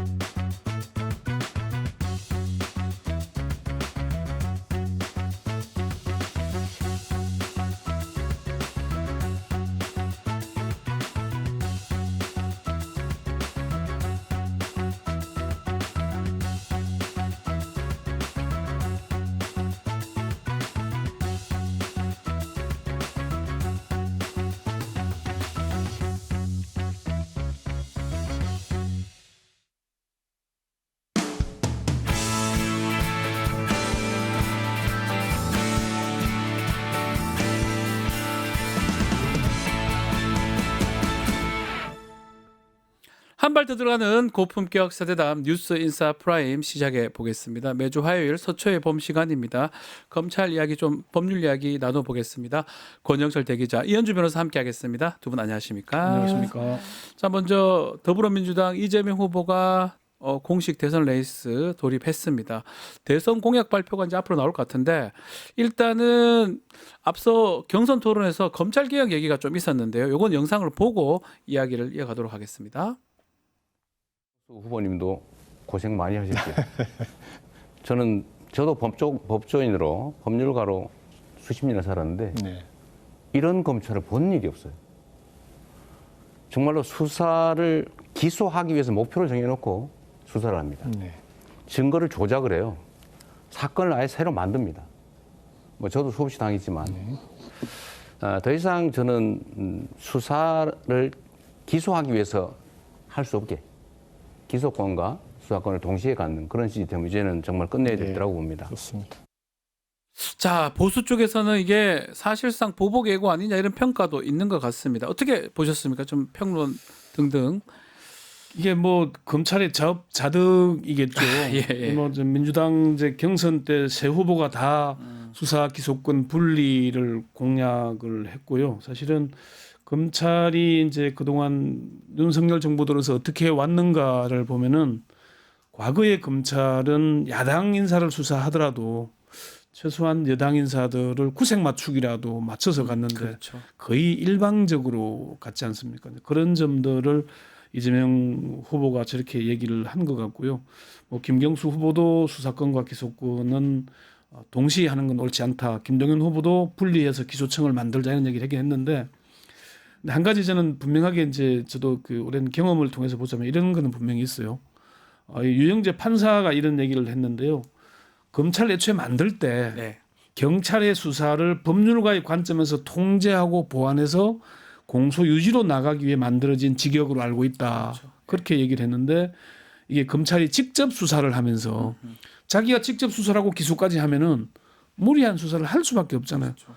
옛날에 중수부가 수사해서 수사를 중간에 포기한 적은 없었다 그래요. 끝까지 갔습니다, 무조건. 그러니까 제가 있건 없건 만들어내서라도 입건을 시킨다는 얘기를 한 거잖아요. 그래서 이게 지금 뭐 사실 이 문제만 가지고도 뭐 몇 시간을 얘기해도 모자랄 지경인데 분명한 거는 이런 얘기인 겁니다. 수사 지휘권 부활, 직접 수사권 폐지를 이제 법률가들은 두 분 다 뭐 아마 의견들이 있을 테니까 그렇게 얘기를 많이 하는데 한양대 로스쿨 박찬훈 교수도 보안 수사까지 못하게 하면은 수사 지연, 실체적 진실 발견의 후퇴 등 많은 부작용이 예상된다. 이렇게 얘기를 했거든요. 직접 수사 착수를 못하게 하고 송치되어 오는 사건에 대한 보안 수사와 기소 공소유지. 공소유지에 필요한 보안 수사는 필요하겠죠. 그러니까 공소유지 결국은 기소하는 이유가 유죄를 입증하기 위한 거잖아요. 그렇죠. 유죄 입증 없게 되면은 범죄 수사의 총량이 줄어들게 되는 문제는 분명히 해결해야 됩니다. 저는 그래서 이런 얘기를 많이 하는데 검찰이나 경찰이나 국정 수행의 한 도구다. 도구와 왜 싸우냐? 도구는 이용할 따름이다. 저는 그런 얘기를 많이 하거든요. 도구론을 얘기를 하는데 그래서 좀 이 문제는 이번에 우리가 내란 수사 때 경험을 해봤지만은 수사권이 있다 없다. 뭐 수사권 개정이 이상하게 되다 보니까 지금도 윤석열 내란 우두머리 재판에서도 논란이 되고 있는 문제가 있지 않습니까? 그래서 그런 문제를 분명히 일어나지 않도록 해야 된다는 점을 분명히 저는 짚고 넘어가야 한다. 예. 그 말씀 어떻게 보십니까, 이현주 변호사님께서는요? 이게 우리 지금 뭐 검사가 경찰의 수사를 통제하는 역할 그리고 인권 보호 역할을 해야 되는데 오히려 그 수사를 뭐 자기네들이 하면서 이런 패단이 빚어졌다. 이게 권력의 도구로 이용되기도 하고 사실 이번에는 스스로 검찰을 뛰쳐나와서 뭐 권력의 핵심을 장악하기도 했죠. 그래서 결국은 우리가 역사를 보면은 사실 칼잡이라고 불렸었어요. 그래서 전통적으로 이명재, 최재경, 뭐 부끄러운 이름이 됐지만 윤석열, 한동훈 이 검사는 유명한데 공소유지로 유명해진 검사. 우리가 들어본 적이 별로 없죠. 그래서 수사로 유명한 특수수사로 그래서 공소유지로 유명해진 검사가 딱 한 명 있습니다. 누구죠? 이문정 검사죠. 이문정 검사가 검사. 광주 이낙원 사건 때 항소심 예. 법정에 들어갔을 때 그 법정 분위기를 기술하는 그 블로거를 써가지고 그 글이 이제 회자되면서 유명해졌고 또 재심 사건에 대해서 무죄 구형을 그렇죠. 하면서 그래서 이제 검찰이 정말 자기 자리를 찾아야 된다라고 생각합니다. 알겠습니다. 그래서 검찰 개혁은 어쨌든 뭐 민주당이 정권 잡으면 누가 이재명 후보는 확실히 좀 바꿀 것 같긴 합니다. 확실히 바꿔야 되고요. 그러니까 문재인 정부가 검찰 개혁을 그렇게 내세웠는데 문재인 정부의 한 검찰 개혁의 결과가 뭐냐? 반사체인 검찰을 발광체로 만들어준 거였거든요. 그렇게 돼버렸죠. 그 책임을 그래서 개혁이라는 말만 하면 무조건 좋은 게 아니고 어떤 게 국민을 위한 개혁이냐? 어느 특정 정치 세력이나 특정 검찰이나 경찰의 집단을 위한 게 아니고 국민을 위한 개혁이 돼야 된다는 점을 분명히 정치권에서 짚고 넘어가야 됩니다. 검찰에 대해서 보복하고 싶고 잘못한 걸 따지고 싶겠지만은 그렇다 그래서 사람의 문제인 것을 제도 전체를 갈아엎어서 혼돈스럽게 해서는 안 되는 거거든요. 그 점을 잊지는 말아야 할 겁니다. 사람의 문제다. 그리고 또 하나 말씀드리고 싶은 건 결국은 수사권은 수사를 어떻게 할 것이냐에 해서 형사 재판하고도 관련이 되지 않습니까? 네. 저희가 이때까지 조서 재판을 해왔던 이유는 굉장히 캐캐 묵은 건데요.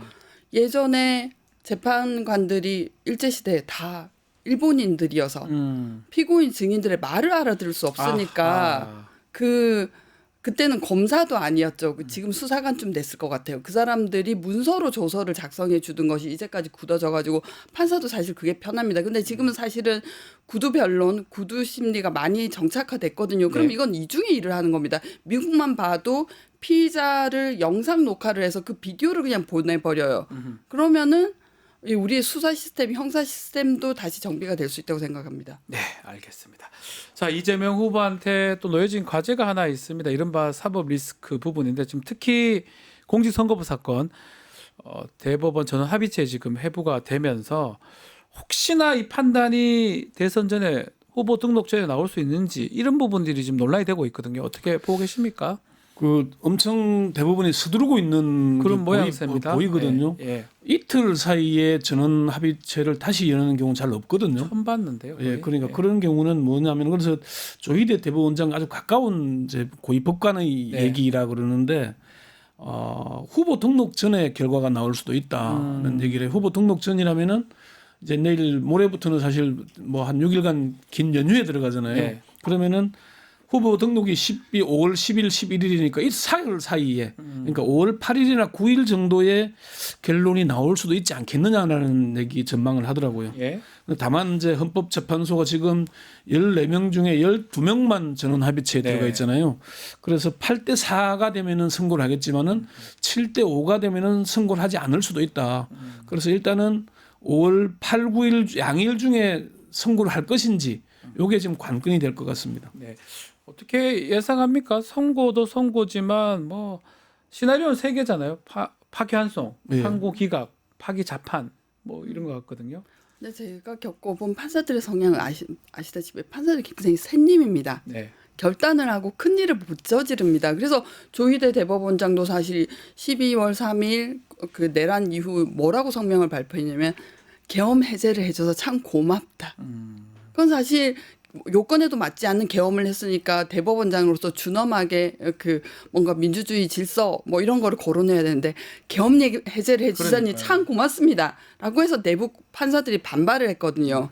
우리가 뭐냐라고 우리 법원이 할 일이 뭐냐라고 해서 비판을 받았던 사람인데 갑자기 뭐 파기 자판을 해서 유죄 저는 이렇게 보지 않아요. 처음에 뭔가 결론을 정해놓고 내달렸던 것이 아니라 이게 다른 사건이 아니라 공직선거법 사건이니까 우리가 정리를 해줄 수 있으면 그래서 나중에 혹시 이게 유죄로 되든지 하면은 그리고 무죄로 했으면 빨리 무죄로 해서 뭐 정리를 해주는 게 좋지 않을까라는 그 의견 개진을 하기 위해서 한 거지 어떤 결론을 정해놓고 거기에 내다르는 방향으로 했다고는 생각하지 않아요. 근데 이제 그래서 파기 자판이나 파기 환송으로는 뭐 빨리 뭐 선거를 못 하겠다 것이라고 빨리 나온다면 상고 그렇죠. 기각 무죄 확정이다 그렇죠. 이렇게 보시는 거군요. 왜냐하면 후환을 감당을 못합니다 이 사람들은. 호심에서요? 그래서 예 빨리 선고기일을 잡으면은 그건 무죄 확정인 것이지 또는 적법한 상고 이유가 없다라는 상고 기각인 거지 파기 자판 또는 파기 환송이 될 때는 빨리 선고기일이 잡힐 수 없다고 저는 생각합니다. 어떻게 보십니까 대 기자님께서는? 이게 이제 대부분 전원 합의체 회부했다는 게 곧 결과를 예단하는 게 아니거든요. 그렇죠. 회부가 된 거지. 예. 회부를 하니까 이제 그 여당인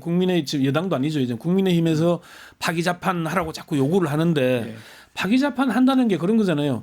형이 높은 게 뭔가 잘못된 판단을 했다라고 명백할 때 형을 깎아주기 위해서 무죄나 공소기각 정도 할 때입니다. 바로 잡기 위해서 하는 거지 무죄가 나는 걸 유죄를 때리기 위한 파기 자판을 한 적이 없습니다. 본 적이 없습니다. 그러니까 그 점이 분명하고요. 그리고 대법원장이 절차를 진행하는 것이지 대법원장도 한 표고 다른 대법관도 한 표 아닙니까? 다 같이 결과적으로 표결을 하자면은 그러니까 그 조희대 대법원장이 윤석열 대통령 전 임명을 했으니까 빚이 있다. 그래서 사람들이 파기 자판할 거라고 자꾸 예측을 하지만은 결과에 관여하는 순간 사법파동, 엄청난 사법파동이 이르지 않겠습니까? 그렇죠. 그걸 예단하기는 어렵다. 그래서 아까 말씀하신 3가지 경우의 수 중에 공소기각 가능성이 가장 높고 뭐 파기환송을 할 수 있겠지만 파기환송하더라도 시일이 한참 걸리기 때문에 갔다 와야 됩니다. 다시 사실심을 해야 되잖아요. 고등부 갔다 와야 돼요. 그러면은 이번 앞으로의 대선과는 아무 상관이 없는 게 되니까 그 무리한 예측 아니겠나. 네. 그렇게들 예상하고 있는 거예요.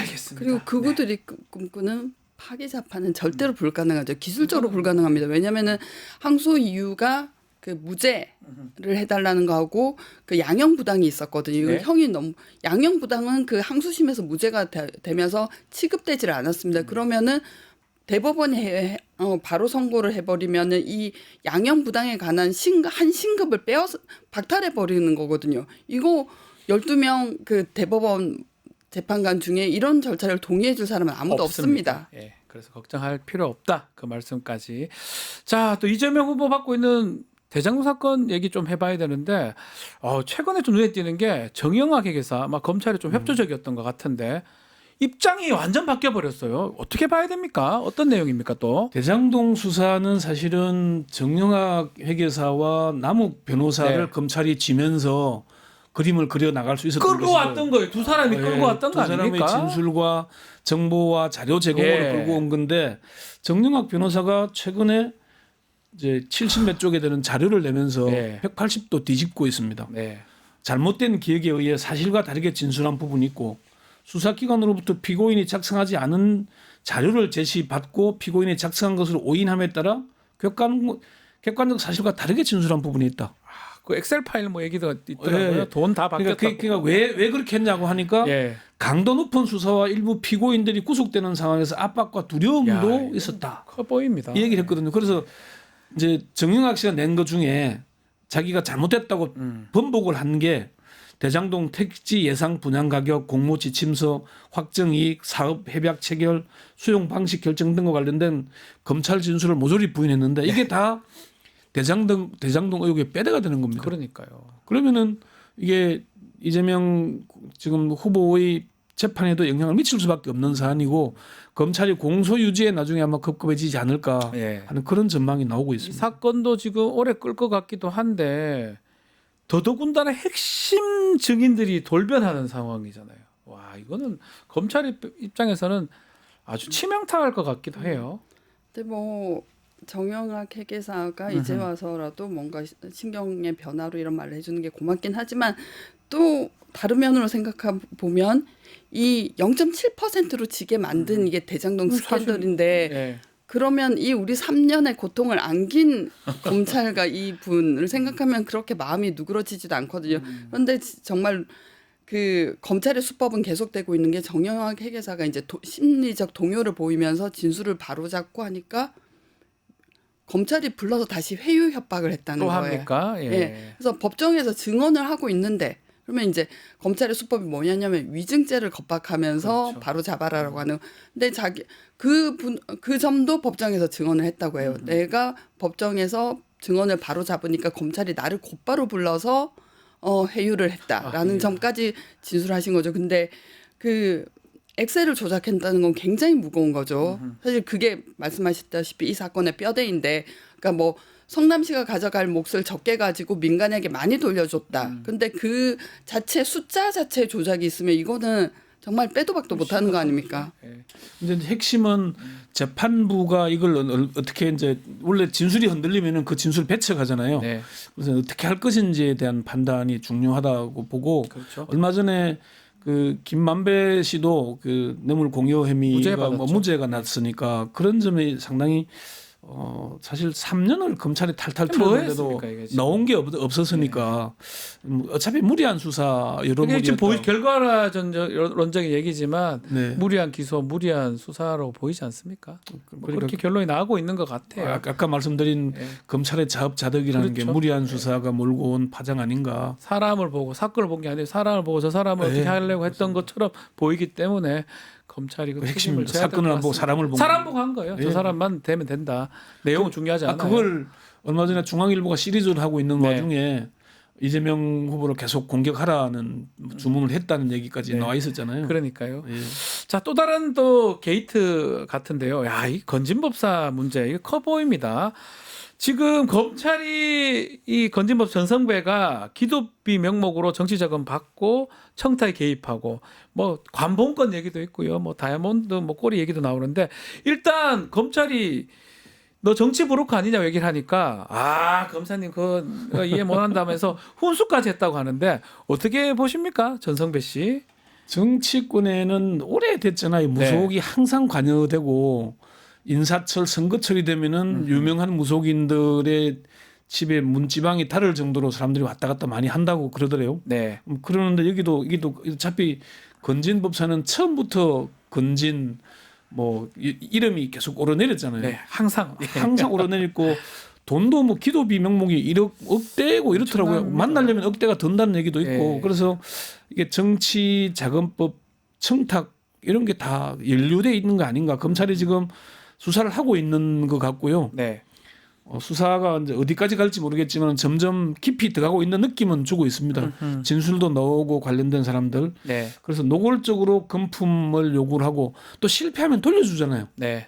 기도비면 돌려주지 않아야 되는 거 아닌가요? 원래 같으면 돌려주면 안 되죠. 기도함으로 끝나는 거 아니겠습니까? 기도가 못 미칠 수도 있는 건데 그게 이상하다는 얘기가. 그러니까 청탁 아니냐. 심지어 뭔가. 이제 저 전성배 씨뿐만 아니라 그 딸 처남까지 다 가족들이 온통 지금 출국 금지된 상태거든요. 네. 그걸 보자면은 검찰이 수사를 상당히 할 의지를 좀 보이고 있는 건가 하는 그런 느낌이 들긴 합니다. 타겟은 결국은 김건희 아니냐 검찰 표적 이런 얘기가 나오는데 이현주 변호사님 어떻게 보십니까? 그렇죠. 그 압수수색을 하다가 네. 굉장히 중요한 증거가 발견되는데 본인은 기도비로 받았다고 주장하는 관봉. 네. 근데 관봉이 어디서 저희가 이 단어를 처음 들어봤냐면 장진수 주무관이라는 그렇죠. 분이 있는데 MB 때 민간인 사찰을 했는데 그걸 양심 고백을 하려고 하니까 그 이제 특활비에서 5천만 원을 이분한테 줍니다. 입타다 뭐라는 비용 돈으로 주는데 그게 연상이 되더라고요. 그럼 그렇죠. 이거는 결국은 특활비 이런 명목으로 한국은행에서 찍은 따끈따끈한 돈을 그런 국가 부처에 전달하는 돈인데 이분이 들고 이 전성배 씨가 들고 있다는 건 결국은 이제 김건희 아니면 뭐 김건희가 지시한 뭐 국정원 아니면은 뭐 윤석열 아니면 윤석열이 지시한 국정원 국무총리실 뭐 이렇게밖에 보이지 않으니까 이게 결국 이 관봉 그리고 목걸이 하면은 김건희에게 닿을 수밖에 없다고 생각해요. 김건희 최근에 도이치모터스 재기를 했습니다. 수사. 그 등등 봤을 때는 검찰이 이제 윤석열 부부 김건희 특히하고 완전 손절하겠다 이런 의도가 보이는 겁니까? 아직 손절이 완벽하게 이루어지는지에 대해서는 잘 모르겠어요. 내란 수사도 지지부진한 상태에 있는 게 있고 어쨌건 김건희 여사의 그 목걸이 다이아몬드 목걸이 6천만 원 이상 한다는 그게 이제 그 건진법사와의 연관성을 가지고 수사하는 것 같고 지금 검찰이 명태균 게이트 관련해서 김건희 여사에 대해서 대면 조사가 필요하다는 의사를 전달했다는 보도까지 나오고 있는 상황이긴 한데요. 그게 제대로 이루어질지는 아직은 좀 더 지켜봐야 될 사안 같아요. 아마 좀 불응하고 있기도 할 것이고 그래서 이 내란 재판과 같이 가는데 어쨌건 이 수많은 의혹들이 터져나오기 시작을 했거든요. 그리고 윤석열 전 대통령도 지금 고발된 사건들이 이제 뭐 불소추권 특권이 사라졌으니까 계속 지금 올라오고 있는 중입니다. 그래서 얼마큼 지금 태세 전환하기 늦었거든요. 그러니까 뭐 이게 뭐 한 달 좀 더 있다가 정권 바뀌고 조사를 하나 지금 하나 뭐 큰 차이도 없을 것 같긴 한데 사전에 이제 다음 정권에 부담을 안 주는 거는 지금 정권은 세계를 주는 게 감사한 원래. 일이죠. 고마운 일이죠. 그렇게 해야 되는 게 맞는데 그걸 정말 제대로 하느냐 안 하느냐 좀 국민들이 지켜봐야 될 일인 것 같습니다. 항상 시간도 끌고 다 이게 몰래 수사를 좀 신속하게 해야 되는데 그러지 못하는 모습이잖아요. 다 드러나고 다 좀 밖으로 나오고. 그러니까 김건희 여사의 도이치모터스 주가 조작은 그렇게 많이 얘기를 해와도 안 하잖아요. 다른 9명 다른 피고인들은 다 유죄 받았는데 그것도 결국 기소 안 하고 버티다가 특혜 조사, 황제 조사 하더니 또 그냥 슬그머니 또 무혐의 불기소 처분해버리고 웃기는 게 검찰이었는데 뭐 이미 검찰 스스로 바로잡기는 늦었을 텐데 그나마 막바지에 태세 전환을 할지는 좀 지켜봐야 될 것 같습니다. 이 건진법사 얘기가 사실은 새로운 얘기가 아닙니다. 2022년 1월에 선대본부에 이 사람이 드나드는 게 확인이 되어서 이미 세계일보나 보도가 됩니다. 네트워크 본부에 고문으로 있다. 그런데 그때 권영세 선대본부장이 그런 사람 없다. 가끔 한두 번 들은 데 불과하다. 그리고 역시 입벌구라는 별명을 가진 윤석열도 이때 부인을 하거든요. 근데 이제 진실로 밝혀진 거죠. 그래서 하나도 새로운 건 없다라고 생각해요. 그리고 그때 또 이 건진법사의 측근이 무슨 얘기를 했냐면은 윤석열이 그 서울 그 지검장 시절에 뭐 이만희 신천지를 압수수색하는 문제가 있었습니다. 그래서 나 압수수색 해야 돼라고 물어봤다는 거죠. 나의 존재를 각인시킬 수 있지 않겠어 이렇게 하면은 그랬더니 이 사람이 건진법사가 말리면서 손에 피를 묻히면 안 된다. 이 사람도 일종의 영매인데 보호를 해줘야 된다. 그리고 뭐 그런 얘기를 해요. 정말로 이제 네트워킹을 하셨구나. 정말 네트워크 본부의 고문이 맞구나라고 생각을 하게 됐어요. 그리고 네, 한 가지 중요한 포인트는 윤석열 친윤 검사들이 지금 고검에 가 있지는 않잖아요. 서울 고검이 지금 재기 수사 결정을 했고 직접 수사를 하기로 했으니까 그런 점에 있어서는 뭐 손절이 아니라 당연히 그 사람들로서는 할 수 있는 일을 하는 것 아닌가 하는 그 기대는 있습니다. 알겠습니다. 그렇죠. 검찰이 기소청이 되든 거기서 우두머리 먹고 싶은 사람들이 있고 그 사람들이 열심히 수사를 할 테고 지금 심우정은 조직 관리가 안 되는 입장일 테니까 각계 검사들의 각계 약진은 있을 수 있다고 생각합니다. 그런 의미로 이제 해석을 하면 될 것 같고요. 마지막으로 이거 하나만 좀 짚어보시죠. 고발 사주 의혹 손준성 검사 최근에 대법원에서 무죄 확정을 받았습니다. 자, 어떻게 봅니까? 이거 1심에서 유죄였던데 결국 무죄 났습니다. 1심에서 지금 실형 1년이 났는데 항소심 재판부가 기일을 끌고 이상하게 하더니 결국 무죄를 선고하고 대법원이 확정을 해버렸는데요. 사실 이 사건은 공수처가 수사를 하면서 윤석열 한동훈을 불기소했잖아요. 이때부터가 사실 꼬이기 시작한 겁니다. 제대로 된 수사가 안 됐기 때문에. 그래서 또 그리고 검찰에서 손준성과 전달을 받은 김웅 전 의원을 이제 또 그도 불기소하고 이런 게 사실 쌓인 건데 이거는 좀 1심 재판부의 판단과 항소심 재판부의 판단 사이에 좀 제법 차이가 있는데 이 문제는 공수처가 지금 다시 재고발을 받았거든요. 그때 제보했던 조성은 씨가 다시 고발을 했고 민주당이 고발한 사건도 있고 하기 때문에 저는 재수사가 좀 이루어지지 않을까. 이 문제는 사실은 검찰이 아까 방금 우리가 맨 처음 얘기한 거 마찬가지입니다. 수사권과 기소권을 같이 쥐고 있다 보니까 고발하면 우리가 수사해서 기소하겠다는 의지를 드러낸 거잖아요. 그러면은 당시에 이름이 거론된 뭐 최강욱, 유시민 이런 사람들 괴롭히겠다는 의미잖아요.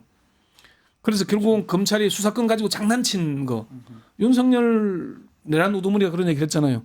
수사권 가지고 장난치면 그게 검사입니까 깡패지? 좀 깡패짓 하려고 했던 거예요. 사실은. 하려고 하다가 실패는 아니지만 그렇기 때문에 이 문제는 제가 볼 때는 검찰이 공소권을 남용하는 문제 그리고 이렇게 자기가 직접 안 되니까 정치권에다가 고발을 사주해서 우리가 수사해서 기소하겠다 괴롭히겠다고 한 이런 문제는 제대로 밝혀져야 되는데 이게 다 검찰 내부의 문제들이잖아요. 그리고 검사가 당시에 총장, 반부패부장 수사를 제대로 할 수가 없었을 거 아닙니까?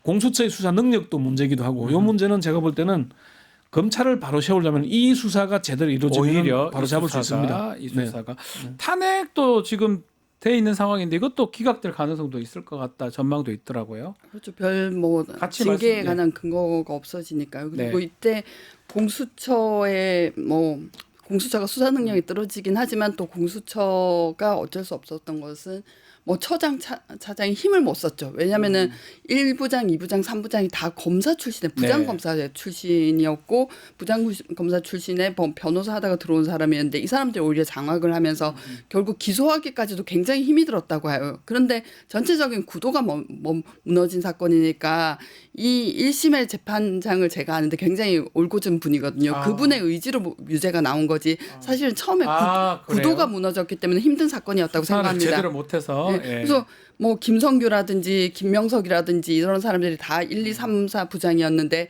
다 공수처 안에서 회방 놓는 사람들이었거든요. 김명석은 사실 이제 징계도 받았는데 공수처장, 차장을 공격하는 칼럼을 쓰기도 했어요. 이러니까 공수처가 제대로 돌아갈 수가 없는 거죠. 알겠습니다. 자, 오늘 서초의 본문 여기서 마무리하겠습니다. 권영철 대기자, 이현주 변호사님 감사합니다. 자, 내일 아침 방송 소개해드리겠습니다. 최진봉 교수의 수요일은 남자 이슈합 대담 준비되어 있습니다. 내일도 많은 시청 부탁드리고요. 오늘 방송은 여기서 마무리하겠습니다. 감사합니다.